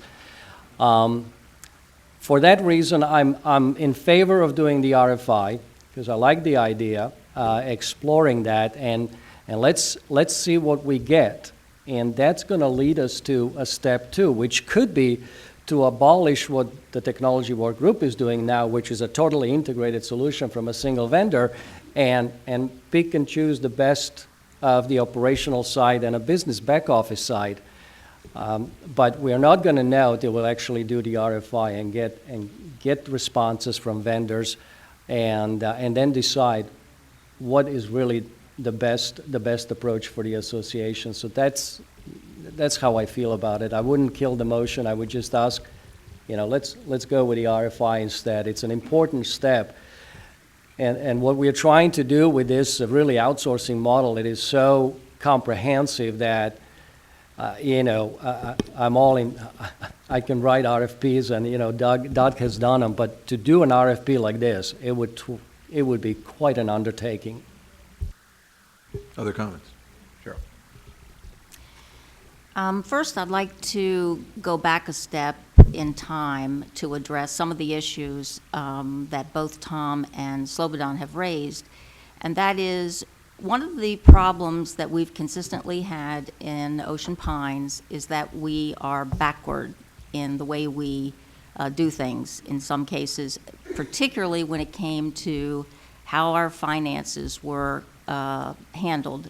Reporting has always been done manually, and we are trying now to move into the 21st century, and so the technology work group was established to begin trying to fix our accounting problem and try to get us automated so that we could save time and money by having things automated. And that means taking a look at what software is out there to get us to that point, so that poor old Art, having spent 40-some years, chick with the numbers, we would have a quicker and more efficient and hopefully a less expensive way of doing business. So that's where we started with this. Now, everybody can know what the technology work group has been doing in that regard, because all of the demos that have been scheduled have been put out there for everybody's information, and everybody could attend those, and you would see who's come in, what their proposals have been, what they have to offer. They're not necessarily all total solutions from one package, because they don't necessarily offer everything. But the question was, then how would you connect, intersect, and work with other things, some of which might be keeping our LANSA as part of what we are using. So that's where we have been going with that, and there is one more demo scheduled, I believe, for April the 4th with the last vendor, Yardi, who is making a proposal. And I would recommend that you attend and that you see what they are offering, and then we will have a solution, we will have information that will be put together by the technology people to give everybody an overview of everything that we've looked at, everything that they have to offer. Now, Tom, you raised an issue about how if we went with these people, that would cure all of our problems because they have security controls, and we'd have security controls. You know what? Unfortunately, we still have human beings who can put their little mitts on things and create havoc And that's kind of where we found ourselves most recently. We can't always rule out the human factor in creating havoc for us. So while people have maybe better solutions, I don't think you can say without question that that's going to solve all of our problems. We still have to deal with humans. But I would ask that we let the technology work group complete their work. They've done a marvelous job in looking at all of the options, and then you'll have a better idea of what it is that they have looked at, what they've evaluated, what we can get from any of the various ones that have made these proposals and done the demos, and then we can see if we need to do anything more than that. Oh, I might just add, tagging on to what Pat said, we now have an experienced GM and a very qualified director of finance, and I would hope that those things will give us a better feeling of comfort for where we're going forward. Yeah, my concern is not that we stop what the TWG has been doing. We do need to let them finish their work, but we can't let this drag on any longer. And I think having a parallel process in place in which we look at other options is smart. And so I would support the RFI process. I think that would give us more information. I understand that the RFP process might, be too daunting a task to get anything that's going to be useful at this point in time. But I'd like to see that parallel process in place, because I think we owe it to the membership to look at all the options that might be reasonable for us. Other discussion? So right now, the motion as stated is to support the issuance of an RFP. So I would ask Tom, would you entertain a friendly amendment to change it to an RFI based on the discussion we've had so far? I think my feelings are strong, Doug. We were handed a proposal from a company, Legerman Norman, back in July, which you all have had the opportunity to see. So you know it's in the proposal. If the board doesn't feel that that is something along the lines that we need to look at, and again, I didn't say anything about going against what the tech work group is doing. I said that the membership should be afforded the opportunity to see exactly what's being offered by these professional management firms, financial firms, what they charge, what they will do for the money, which is what we already have in place right now, one proposal, as a guideline. So, I mean, it's not like this is something that's just coming out of the sky. We had a hardcore proposal. There were some questions that Ted, after he read it over, some very, very good questions that he had to that proposal, which should be incorporated in the RFP, because some of it was very worthwhile, and I appreciate the fact that you looked through that for me. But at this point right now, it's not costing us, like you said, the RFI doesn't cost us anything. The RFP doesn't cost us anything either. It just gives us more information, because we're at the point now where we need to take some action, and we need to compare a couple different options. And I'm not pointing to one or another, but I'm saying we need options, and we need them soon. And that's an option to the membership to see and make a determination to help us what we need to do. So I'm pushing for the RFP. That's what I think we need. I don't see any reason why we would not want to give that information to the membership alongside what's going on.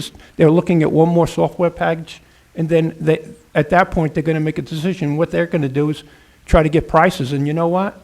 It's not only the prices of the software that we already have in the budget, $400,000, but it's for the hardware, the training, the implementation of that. And so, to make this decision, we need to know what those overall costs are as well. The information that they're getting, that they can get a great software package, that's all well and good. But we don't know what it's going to cost the membership until we find out what they need to follow up with. So I would hope within the next couple of weeks, or you're saying there's a presentation next week, they're going to have all their software evaluations. They're going to be able to make a decision where they think they want to go. And at that point, what they're going to do is try to get pricing for us to find out how much it's actually going to cost to incorporate it. Well, it's the same thing. That you get an RFP, we're going to do the same thing, run in parallel with them, And in a couple months, we'll have all the information, and maybe in a couple months, we can make that decision. I think just an RFI is just saying, oh, yeah, well, let's make it seem like we're going to do something. And that the tech work group is going to be so far ahead, and that's where it's going to go. And I need to see those options together at the same time, including all the costs. So I will push for the motion the way it stands, because I think that's important for the association to have those numbers. So noted. I'll entertain one more comment. Slobodan. Thanks, Doug. Couple of comments. First of all, the way the motion is written, it really doesn't imply outsourcing as a model that we are talking about, because the wording is not there. So that's the first issue. If Tom's ultimate goal is basically to turn the back office to a third party in an outsourcing flavor, stating labor necessary to implement only takes you so far. But then the ongoing management and the whole, solution that goes with that, it does not spell that out. That's the first issue. If that's his goal, the motion really doesn't convey that. Two, which is even more relevant, even if we just say, let's do the RFP, the dates are, just to write the RFP, you're talking quite an undertaking, because you would have to look at basically your hardware environment, your network environment. You've got to look at the outsourcing models and whether there is any relevance, because it depends what exactly you're asking is what you're going to get. So just to get things together, you're probably talking about a couple of months' effort at least, just to get it right. So I'm kind of having a difficulty. How do I vote? Because if we wanted this, it's just not complete. And maybe instead of killing the motion, I don't know if Tom would entertain withdrawing the motion, and let's clean it up. Let's talk to the technology group in the next week or two, and then bring it the following month. So that's my final comment. All right, I think we had enough discussion on the issue. So the motion on the table is to instruct the general manager to issue the RFP. I think we have all the detail that we need. So all those in favor of the motion as presented, say aye. Okay.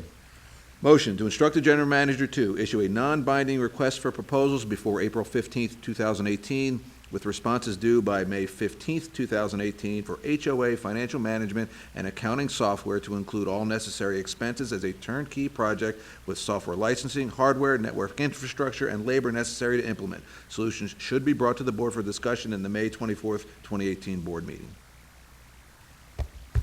All those in favor of the motion as presented, say aye. All those opposed? All right, motion is defeated. Okay, next item on the agenda, motion, mold remediation contract. Ted. The motion to approve award of the mold remediation contract at the Yacht Club to Root Companies at $55,092. Background, mold was discovered at the Yacht Club that needs to be repaired prior to the opening for the season. Discussion, we have received 4 bids for the mold remediation work on the second floor of the Yacht Club. The lowest bid was from ServPro at $43,464.07. However, their figure does not include certain work that they have identified that would have to be done by a separate subcontractor in their proposal. The next lowest bid and the recommended contractor is that of Root Companies at $55,092. The third bid was provided by Tower Restoration at $69,853.01. Fourth bid was by Global Exterminating at $200,000. 2 other companies declined to bid, Royal Plus Inc. and First Choice Services Inc. The project is to be funded out of the operating budget. Is there a second? Second. Discussion. Colette. Yeah, my only comment is to thank Kevin Layfield for the excellent bid proposal review. It made it really easy for us to evaluate this. And Doug, I have some extra information if I could add it real quick. Just to bring everybody, so everybody understands what happens, is we had Harvard Environmental come in, do a full study of this. They will also be the third-party inspector on this. So regardless of who we choose, they're going to come out and watch the work to make sure it's done in accord with their report. Both contractors are tied in as general contractors with the mold remediation as either a subcontractor or a third-party part of them, as a division of them, because some of the work also includes adding some dehumidifiers and some other things to prevent problems in the future up in the attic. From a permit standpoint, no permits are required for the mold remediation. Once we approve a contract, we will be getting a permit for electrical, any piercings of the roof that is necessary, and putting the dehumidifiers in upstairs. So that is permitted, but the mold remediation would start right away. And that's that, at least for now. Thanks, Doug. I have a question, and I don't know if Mr. Bailey can answer it, but I'm looking at ServPro proposal. Out of all the bidders, ServPro is really the one that specializes in mold remediation. That's their exclusive, water damage business.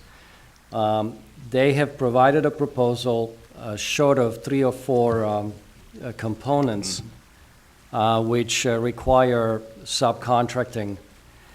By not offering that, and I haven't seen the RFP or the scope of work, are they basically in violation, in non-compliance of what the RFP spelled out versus what they proposed?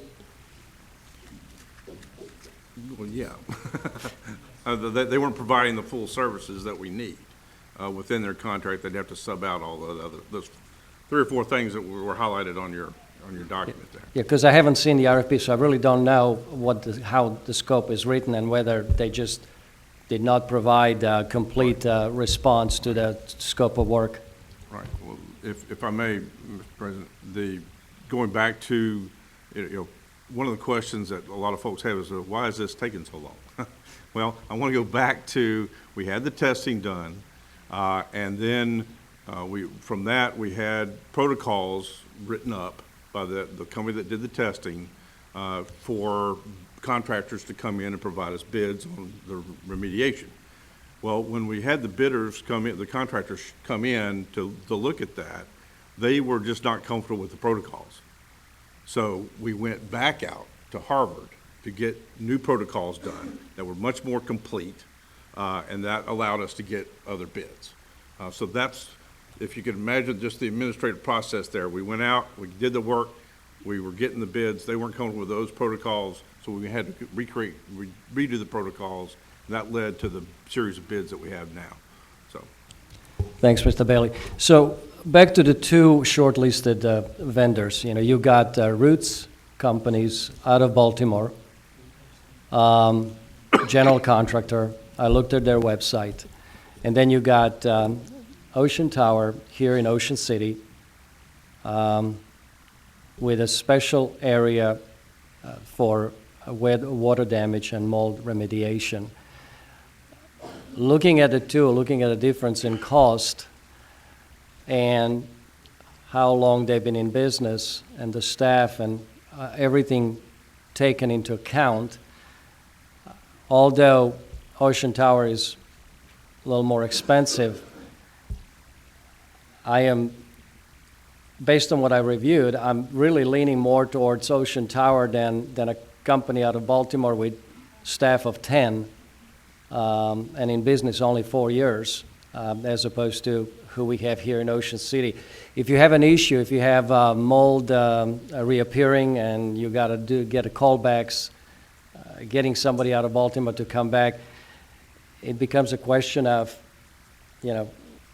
is this going to be the best long-term choice for us, or are we better off with somebody just across 90 Bridge that can easily and quickly come back to us if there is any callbacks that they need to address because of the problem. So that's where I am. It's kind of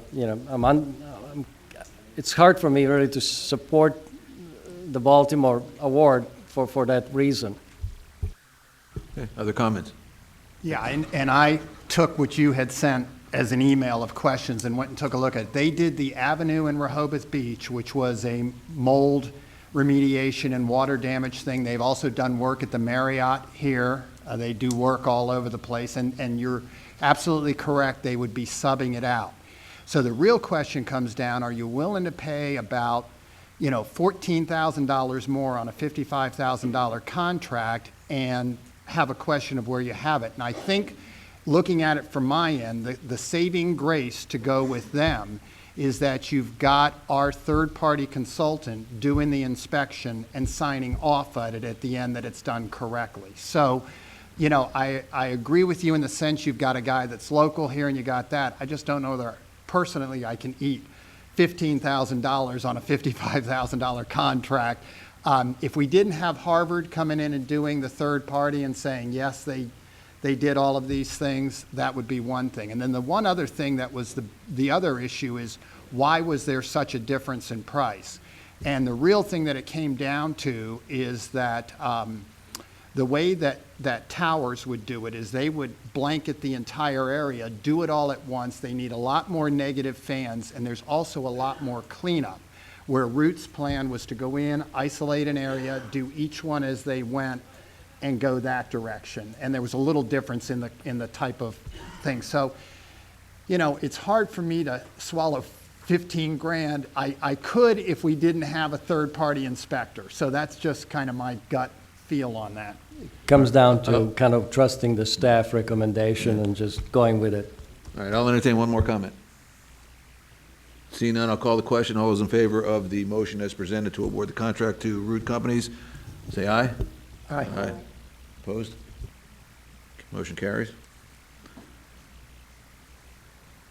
Okay, next item on the agenda, mosquito control. Ted?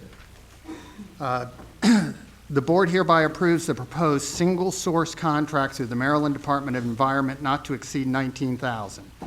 This is background. This is an annual expense. Estimate exceeds the general manager's authority, and therefore the board needs to approve. Discussion: historic costs have been between $13,000 and $15,000, but given the size of the estimate, requires board approval. And this is, as Slobodan has pointed out to me, not a sole source, but a single source, because it's the Maryland Department of Environmental who's doing it. And so because the estimate's $19,000, it's here for the board to approve. The actual cost historically has been below that. Is there a second?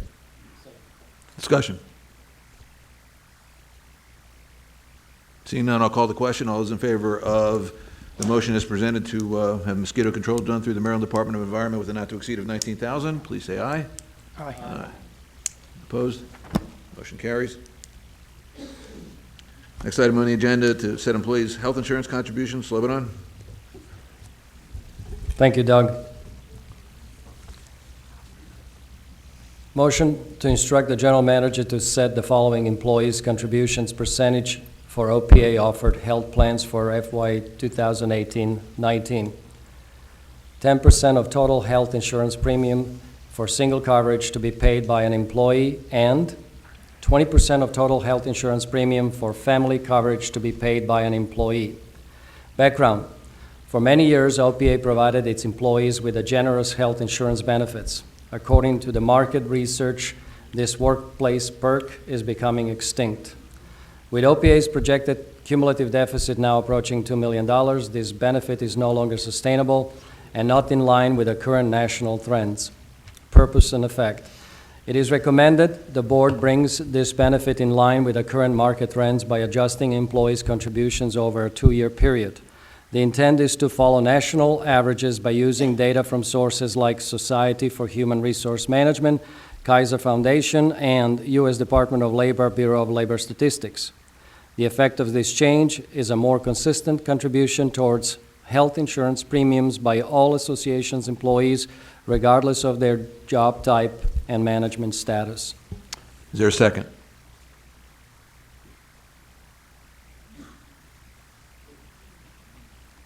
Seeing none, I'll close the floor. Motion is defeated. Next item on the agenda, motion, the food and beverage contract with Matt Ort Companies LLC, which I don't have the I don't have the, yeah, thank you. Motion to award a contract to the Matt Ort Companies LLC to manage the food and beverage operations of the yacht club and beach club amenities. Background, OPA has consistently run the food and beverage operations at significant financial loss for several years. The intent is to bring in an organization that has experience in the restaurant industry, who can manage the operation in a customer service-oriented and financially effective manner to benefit of both parties. Discussion. After much discussion on the details of the operational proposal and a thorough review and subsequent negotiation of the contract terms and conditions, the OPA team, led by our legal counsel and general manager, presented a final recommendation to the board. The board now has the required information to determine if awarding this contract to the Matt Ort Companies LLC should be approved. Is there a second? Discussion.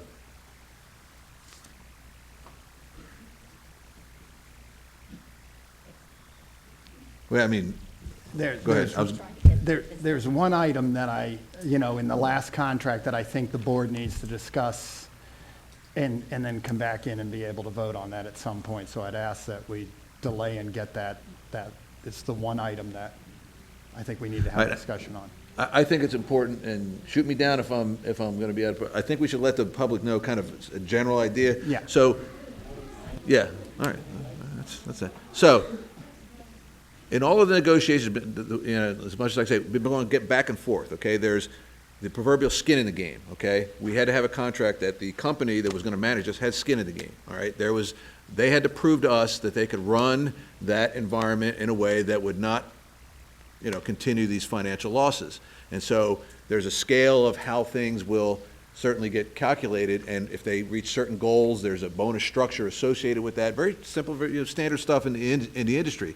So right now, we've kind of gone back and forth. The last item was how you calculate that. We've gone back and forth on that. We've all had this discussion with them on a number of occasions through Mr. Bailey and our attorney about, okay, they came back with this, and then we said, no, we really want to look at it this way, and they came back with this, and now there's one last little tweak that they wanted to do, and we feel like it would be a disservice if we didn't go back one more time and say, you know what, we're not going to just, unilaterally say yes. We have one more question for you before we decide, and it could be a go, no-go, but I think that they're vested in us at some point. They really want the business, so I'm confident that we'll reach an agreement. But that's the point right now. So it's in regard to the bonus structure of how it's calculated if they do well for the amenity. There's also, well, I won't get into too much more of the detail, but that's the general part of it. So I hope that satisfies everybody. That's as much as we can talk about right now. Pardon?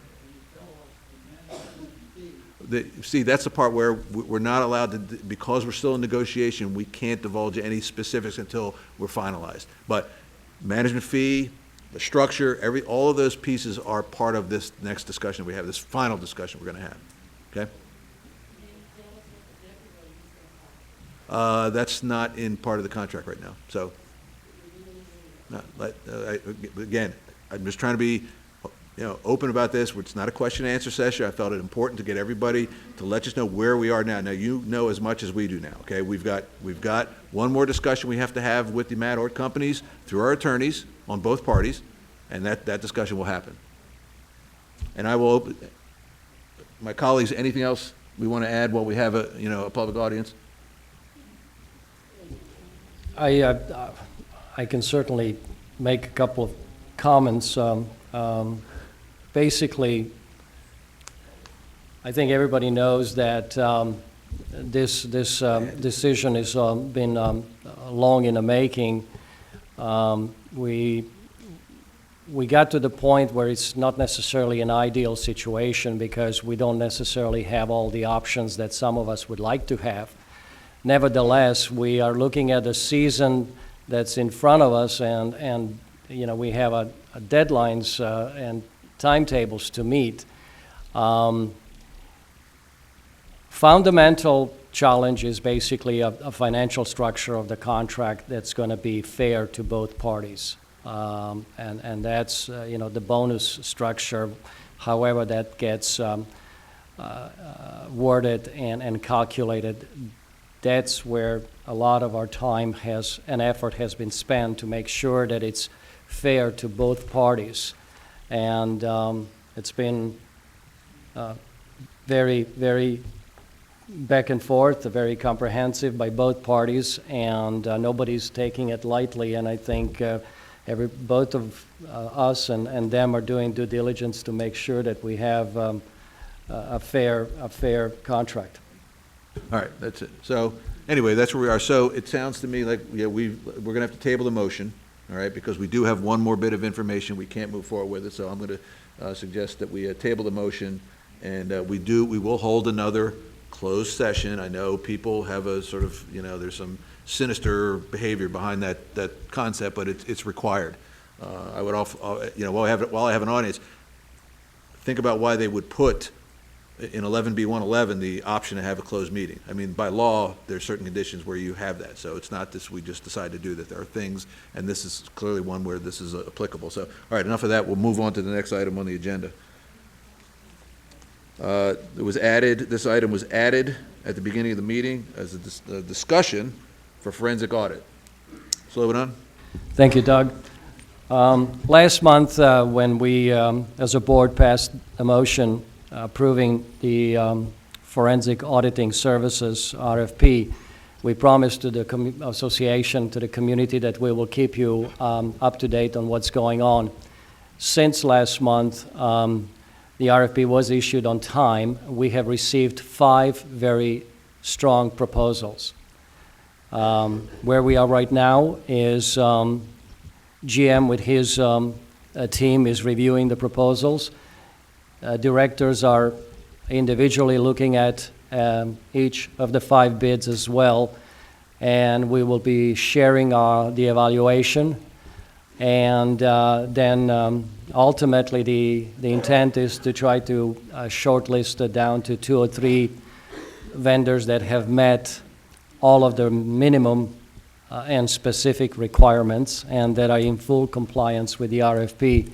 And hopefully that's going to happen sometime next week. We'll work as hard as possible to achieve the set timeline. And that's where we are at the moment. Just wanted to share that with you and see if any of my colleagues want anything to add. No, go ahead. You go first. Yeah. What we've shared a little bit is to kind of narrow this down to 2 firms and then kind of do this the way we did the reserve study presentations, is to get, this is my suggestion, the board hasn't approved it yet, but to kind of get both firms to come in there, give us their presentation, and then based on that way everybody will know what they're doing, they'll know how the setup is, and then we'll make a final decision on that and try to narrow this down and get it done, hopefully, by the end of April if we have any days left. Yeah, and to just follow up on what both Ted and Slobodan have said, that, all of us have been looking at the proposals, kind of going through all the different options, what each company is offering, and kind of providing amongst ourselves which, the kind of important points. We're going to use a rating system to make sure that we, finalize the final 2. And then yet, Ted, I don't want to get ahead of myself here, but I think what you just suggested is a good idea, is that, we'll bring the last 2, have a presentation, publicly, so everybody's aware of where we're going, and then, we'll decide what we want to do from that point. So, anything else while we got it? This was just a discussion item. Okay, thank you. Next item on the agenda, we're done with unfinished business. After 2 hours, we're now moving into new business. All right, new business. Motion to renew the contract with Lurch, Early, and Brewer as our attorneys. Slobodan? Thank you, Doug. Motion to instruct the general manager to renew association's existing contract with Lurch, Early, and Brewer firm for 1 more year, and negotiate rates for agreed services that are not to exceed the rates under the current contract. Background. In the fall of 2016, the association conducted a competitive procurement for legal services by issuing a request for proposals. The contract was awarded to Lurch, Early, and Brewer firm with the expiration date of April 30th, 2018. Purpose and effect. The purpose is to maintain the association's relationship with Lurch, Early, and Brewer for 1 more year. This will enable the association to benefit from their historical knowledge of the work they did on matters that are still pending and of high importance. Is there a second? Discussion. Seeing none, I'll call the question. All those in favor of the motion as presented to retain Lurch, Early, and Brewer, say aye. Aye. Opposed? Motion carries. Next motion under new business, transfer casino funds to road maintenance reserve. Slobodan. Thank you, Doug. Motion to instruct the general manager to transfer previously deposited casino funds from the association's replacement reserve to the roads maintenance reserve and continue to allocate casino funds to the association's roads maintenance reserve. Background: the casino impact funds the association receives annually from the Worcester County government has certain usage restrictions. In previous years, the association placed these funds in the roads maintenance reserve. Our resolution F03, financial reserve accounts, states the following for road maintenance reserve. This reserve is for the maintenance of all association's road system and associated drainage and other road-related maintenance requirements. Purpose and effect: to have a well-funded road maintenance reserve and to accurately record, track, and audit how these funds are spent. This will ensure the association complies with the county's restrictions placed on a casino impact funds usage, and to also provide additional funding for long-term needed drainage and ditches repairs and maintenance. Is there a second? Discussion. Yeah, I have a couple questions. The casino funds do give for education, public safety impacts, road and transportation system impacts, public facilities, and problem gambling impact in the guidelines. And I have two questions. One, I'm not really sure that drainage is considered road and transportation system impact. So I'm not 100% sure that that money could go for drainage separately from the roads. If it goes into the road reserve, I don't see, we had an evaluation done a couple of years ago. It seemed like the roads were not in bad shape. If you look at the DMA study, it doesn't show us using any road money, at least for another 3 or 4 years, according to that study. And without knowing exactly how much money we need to put into our roads, with no plan in place, I'm not 100% in favor of putting money away in reserves with no plan to use them. I would like the board to consider possibly, if we're not going to use that money for roads and we have no plan in place, if you took that money originally was put into the police building, which it could be used for police capital, but public safety impacts, which I think the casino meant about, increased policing because of the casino being here. If we took that $325,000 and put it into the operating fund for the police for this year, which is the number 2 prioritized expenditure for that fund, it would probably, it would decrease the deficit $325,000. In what way? Doug? Not having a discussion. Okay. I'm just saying if we can allocate those funds for police, and if it goes in for police operating, which it can be used for.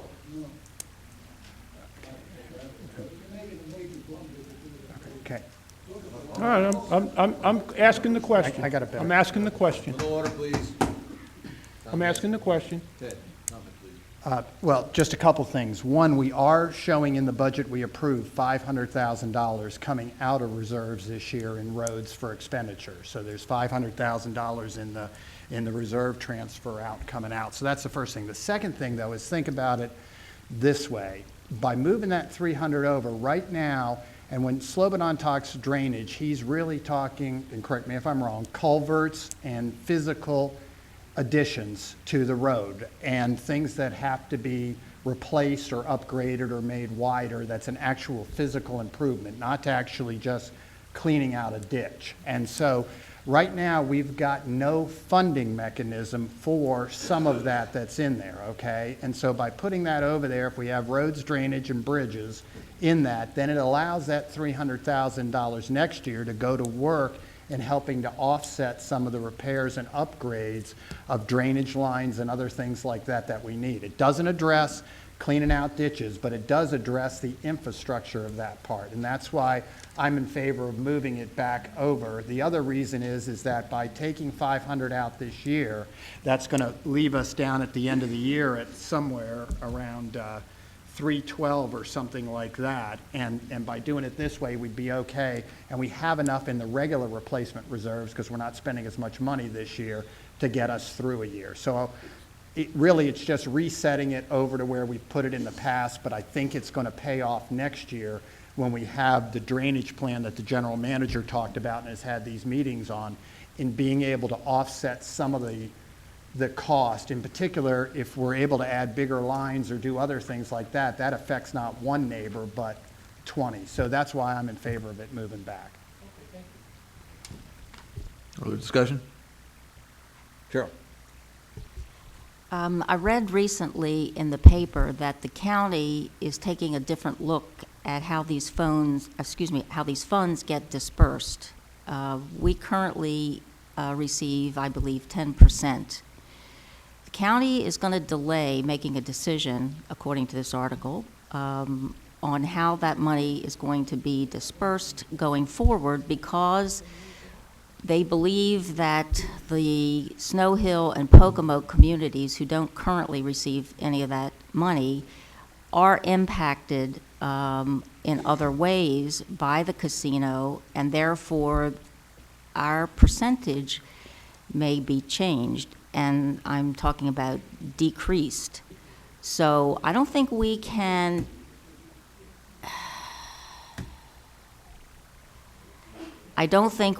necessarily count on continuing to get the same amount of money. Their decision on this is going to be deferred for a while. I just would ask that we keep that in mind. We may be, we lost the money from the state to begin with, and so now we count on money from the casino, and some of what we were counting on getting as a percentage may change going forward, so we need to be cognizant of that. Leah, let me just respond. I don't know if that was Josh's article or not. Just kidding. Obviously we can't anticipate what's going to happen in the future, but please keep in mind my motion doesn't spell out the dollar value. So we're not committing, amount X, and we're going to be receiving less in the future. So there's no problem from that perspective. But another reason we need to do what my motion recommends is, keep in mind that last month, as a result of Ted's friendly amendment, we shifted from funding road depreciation towards financing the forensic audit. So it's another reason why, we've got to make sure that we build up the reserves for the road system maintenance and the road system as a whole infrastructure. And that was basically also the additional motivating reason that I felt we really need to do this and build up the reserve accordingly, because we will have future needs that will need to be addressed, and having the funds there, I think, is the right course of action. Thank you. All right, I'll entertain one more comment. Seeing none, I'll call the question. All those in favor of the motion as presented about transferring the casino funds to the replacement reserve for road maintenance, say aye. Aye. Aye. Opposed? Motion carries. Next item on the agenda, Undertake Association Homeowner Survey. Slobodan. Thank you, Doug. Motion to instruct the general manager to undertake a community survey by distributing the questionnaires to the association's homeowners no later than July 2, 2018. Background. Strategic Planning Advisory Committee made the following recommendations to the board on February 6, 2018. That the survey be available electronically via SurveyMonkey and be available in written form to be mailed by the association. That a 30-day deadline for responses be specified, that the survey be sent only to Ocean Pines homeowners, and the 24 questions submitted last year have not changed. Therefore, the committee requests that the board and the general manager add, delete, or modify these questions as necessary. Purpose and effect. This survey is the beginning phase of the association's effort to obtain valuable feedback from the homeowners. The information collected from this survey and other resources will serve as the basis for developing the association's multi-year strategic plan. Is there a second? Second. Discussion. Ted. Slobodan, some of this called for like a narrative, I think, in one of the first questions, and the real thing that I would like, and it has little to do with the motion, I hate to say, but what are you going to do? Just ask the committee what they're doing with this information, what represents a reasonable sample of 8,452. If 1,000 people, are we going to go on that? Just what do you do with it when you get it back? So that's my only comment. Yeah, and a comment too is that right now the questions that were submitted last year, as we noted, haven't changed. So, has anything changed within Ocean Pines in the last year? Obviously, yeah, maybe we at least take one more look at that. For me, and I just personal opinion, whenever you have a narrative, you sort of reduce the amount of people that are willing to participate, at least in that very question. If you give them a, multiple choice, you'll get, a higher participation rate. So I don't know if we need to. Maybe we ask the committee to reconsider that as well, but certainly we have some time. Not that I'm suggesting we put it off at all, but I'm in favor of it. But I think we are also raising our hand and saying, hey, we're going to be involved with the committee interactively to really push this forward. Other comments? Yeah, just to, basically respond to that, one of the reasons I set the date within a motion to be July is basically to allow adequate time for the staff, for the committee, to basically take a look at the questions and come up with a final version that's basically going to go out, and also lay out the process, what's going to happen afterwards. So totally agree and understand where you're coming from, and that's why the deadline is 3 months down the road. Other comments? Cheryl? You say in your motion that the questions haven't changed, but I don't believe that that ever came back to the board as a final version, because I know I submitted some critique of what came to us at one point, but then nothing ever happened with any of that it came back to the board. So I think the additional time is appropriate for them to do what you're suggesting now, and then come back and see what we have to say about that as well. But I'm totally in favor of doing it. But like Doug says, it really needs to be a kind of check-off kind of a thing to make it easy for people. Other comments? Seeing none, I'll call the question. All those in favor of the motion as presented to instruct the general manager to issue the survey, say aye. Aye. Aye. Opposed? I have to oppose as the motion's written. Okay. Well, I didn't ask for opposition. I asked. Oh, sorry. All those in favor? Aye. All those opposed? Okay, Just please record. because of the way it's written. Okay. Okay, next item on the agenda. Motion to evaluate the conditions of the sanctuary fishing pier. Slobodan. Thank you, Doug. Motion to instruct the general manager to conduct an independent inspection of this fishing pier before any other actions is taken. Solicit homeowners' feedback about continuing to provide this amenity, and, if determined desirable, issue the request for proposal for its replacement if the fishing pier is found unsafe for usage and the total replacement is the most cost-effective long-term solution. Background. Recently, the board was contacted by some homeowners who disapproved of the proposed demolition of this fishing pier. Purpose and effect. The board concurred with the feedback it received and feels that any action related to this amenity needs further review. The intent is to take all facts into consideration so that informed decision can be made. Is there a second? Second. Discussion. Just for clarity, Go ahead. Just for clarity, you are talking about the crabbing pier. That everybody else calls it the, yeah, okay. Okay. Whatever the official name is. No, but that's, I would say one thing. I was down there on Saturday, and quite frankly, I think we should close it for right now until we've done this inspection. As you walk down, some of the planking, some of the handrails are not in good shape. The wood is loose. We've got at least one tire that's coming out from underneath it.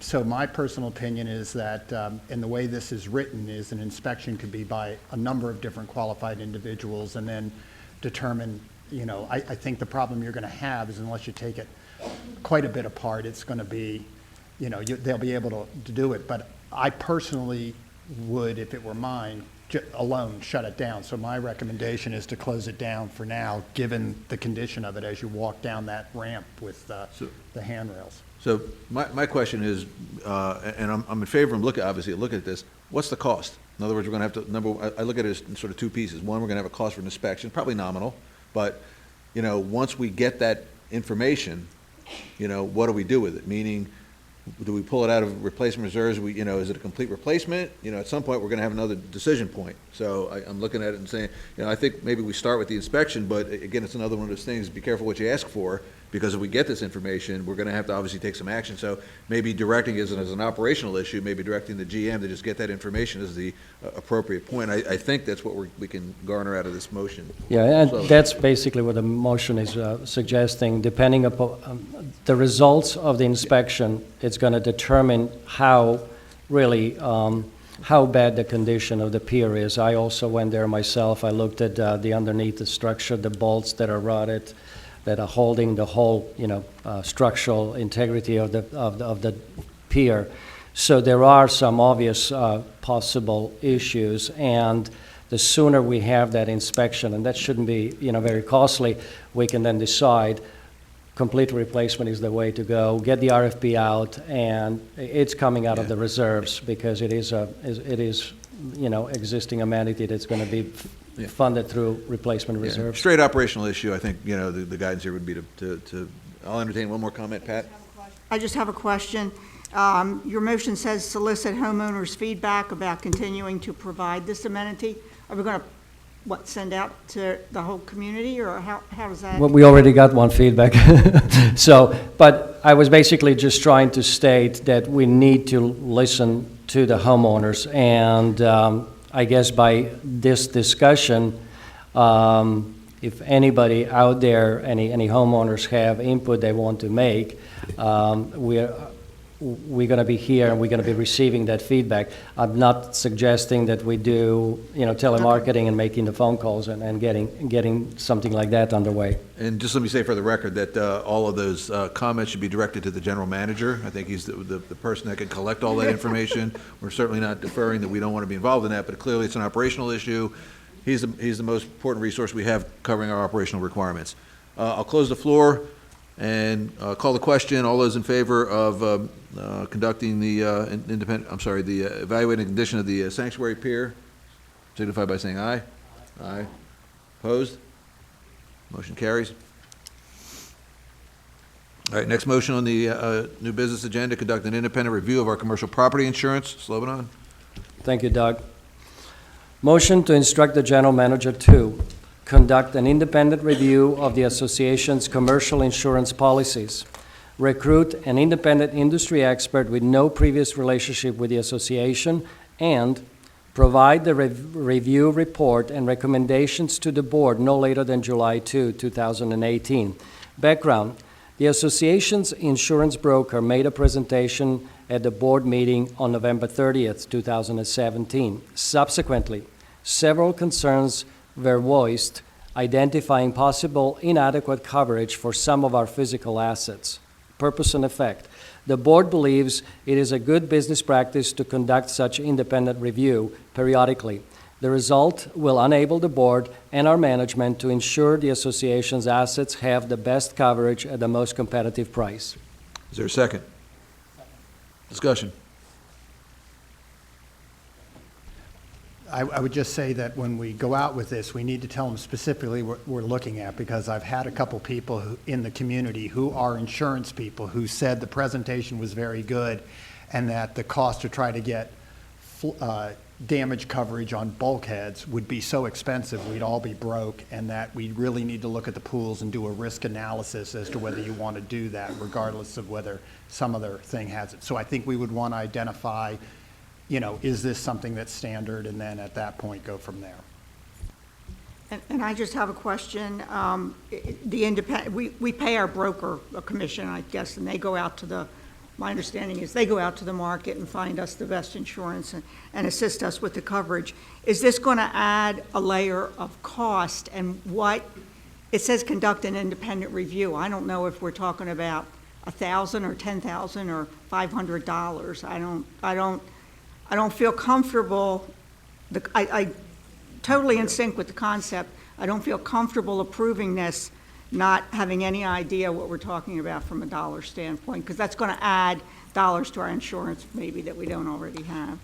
If that is your concern, you're certainly, welcome to make a friendly amendment and put a limit on this. But my idea is really to have an independent review of this, not necessarily done by a broker. My motion says no previous relationship with the association, and there is a reason for that, because there are, and Ted probably knows, there are insurance consultants that specialize in commercial insurances that will come in and give you an independent assessment of your insurance portfolio, make sure you have the right coverage, and also tell you who are, better carriers that will provide you with a more cost-effective coverage. So that's the idea. I'm not questioning that at all. I'm just saying this is unbudgeted, and I just, I have no idea what somebody. $5,000 Five? limit. I mean, yeah, Just put $5,000 maximum, and that's it. Yeah, I would, so technically, to follow protocol, would you accept the friendly amendment, adding a language not to exceed $5,000 for the Absolutely. independent? Absolutely. All right, you would accept the friendly amendment?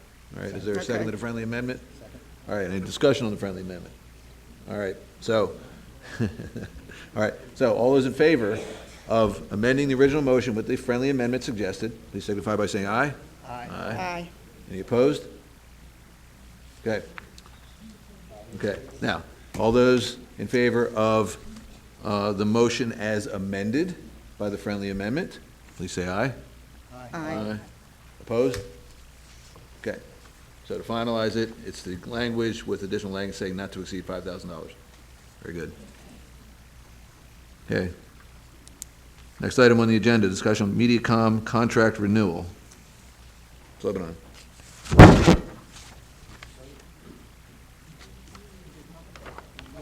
MediaCom contract renewal. Discussion. I was just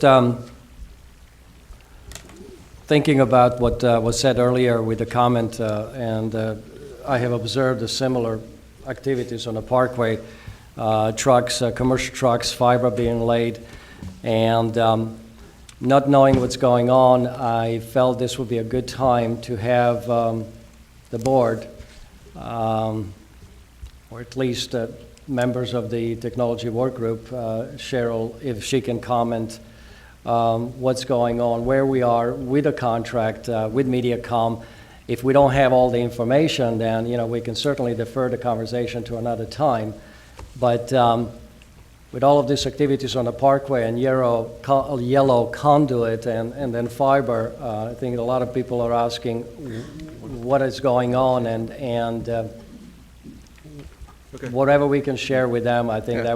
that would be good. And what we can't, then we'll just defer to another time when we have more information. So that was basically my reasoning for putting this on the agenda. Cheryl. The MediaCom contract is set to expire in June and will continue on a month-to-month basis as we continue to negotiate with them in good faith per the terms of the existing contract. However, anticipating termination, early last year, communication began with MediaCom and the two other major cable carriers, Comcast and Verizon. Additionally, statutory changes promulgated by the FCC have created additional opportunities for retail consumers.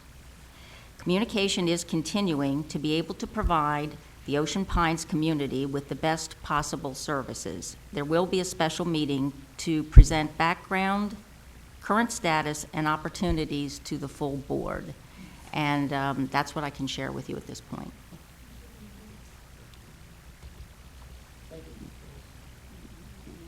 Mr. President, if I may add a comment. What all is going on being dug out in the way? The crew is burying new fiber lines so they can add additional nodes throughout the community. It's a system-wide initiative to stay ahead of the growing internet with bandwidth needs. And they're also working with the state contractor regarding the E911 project.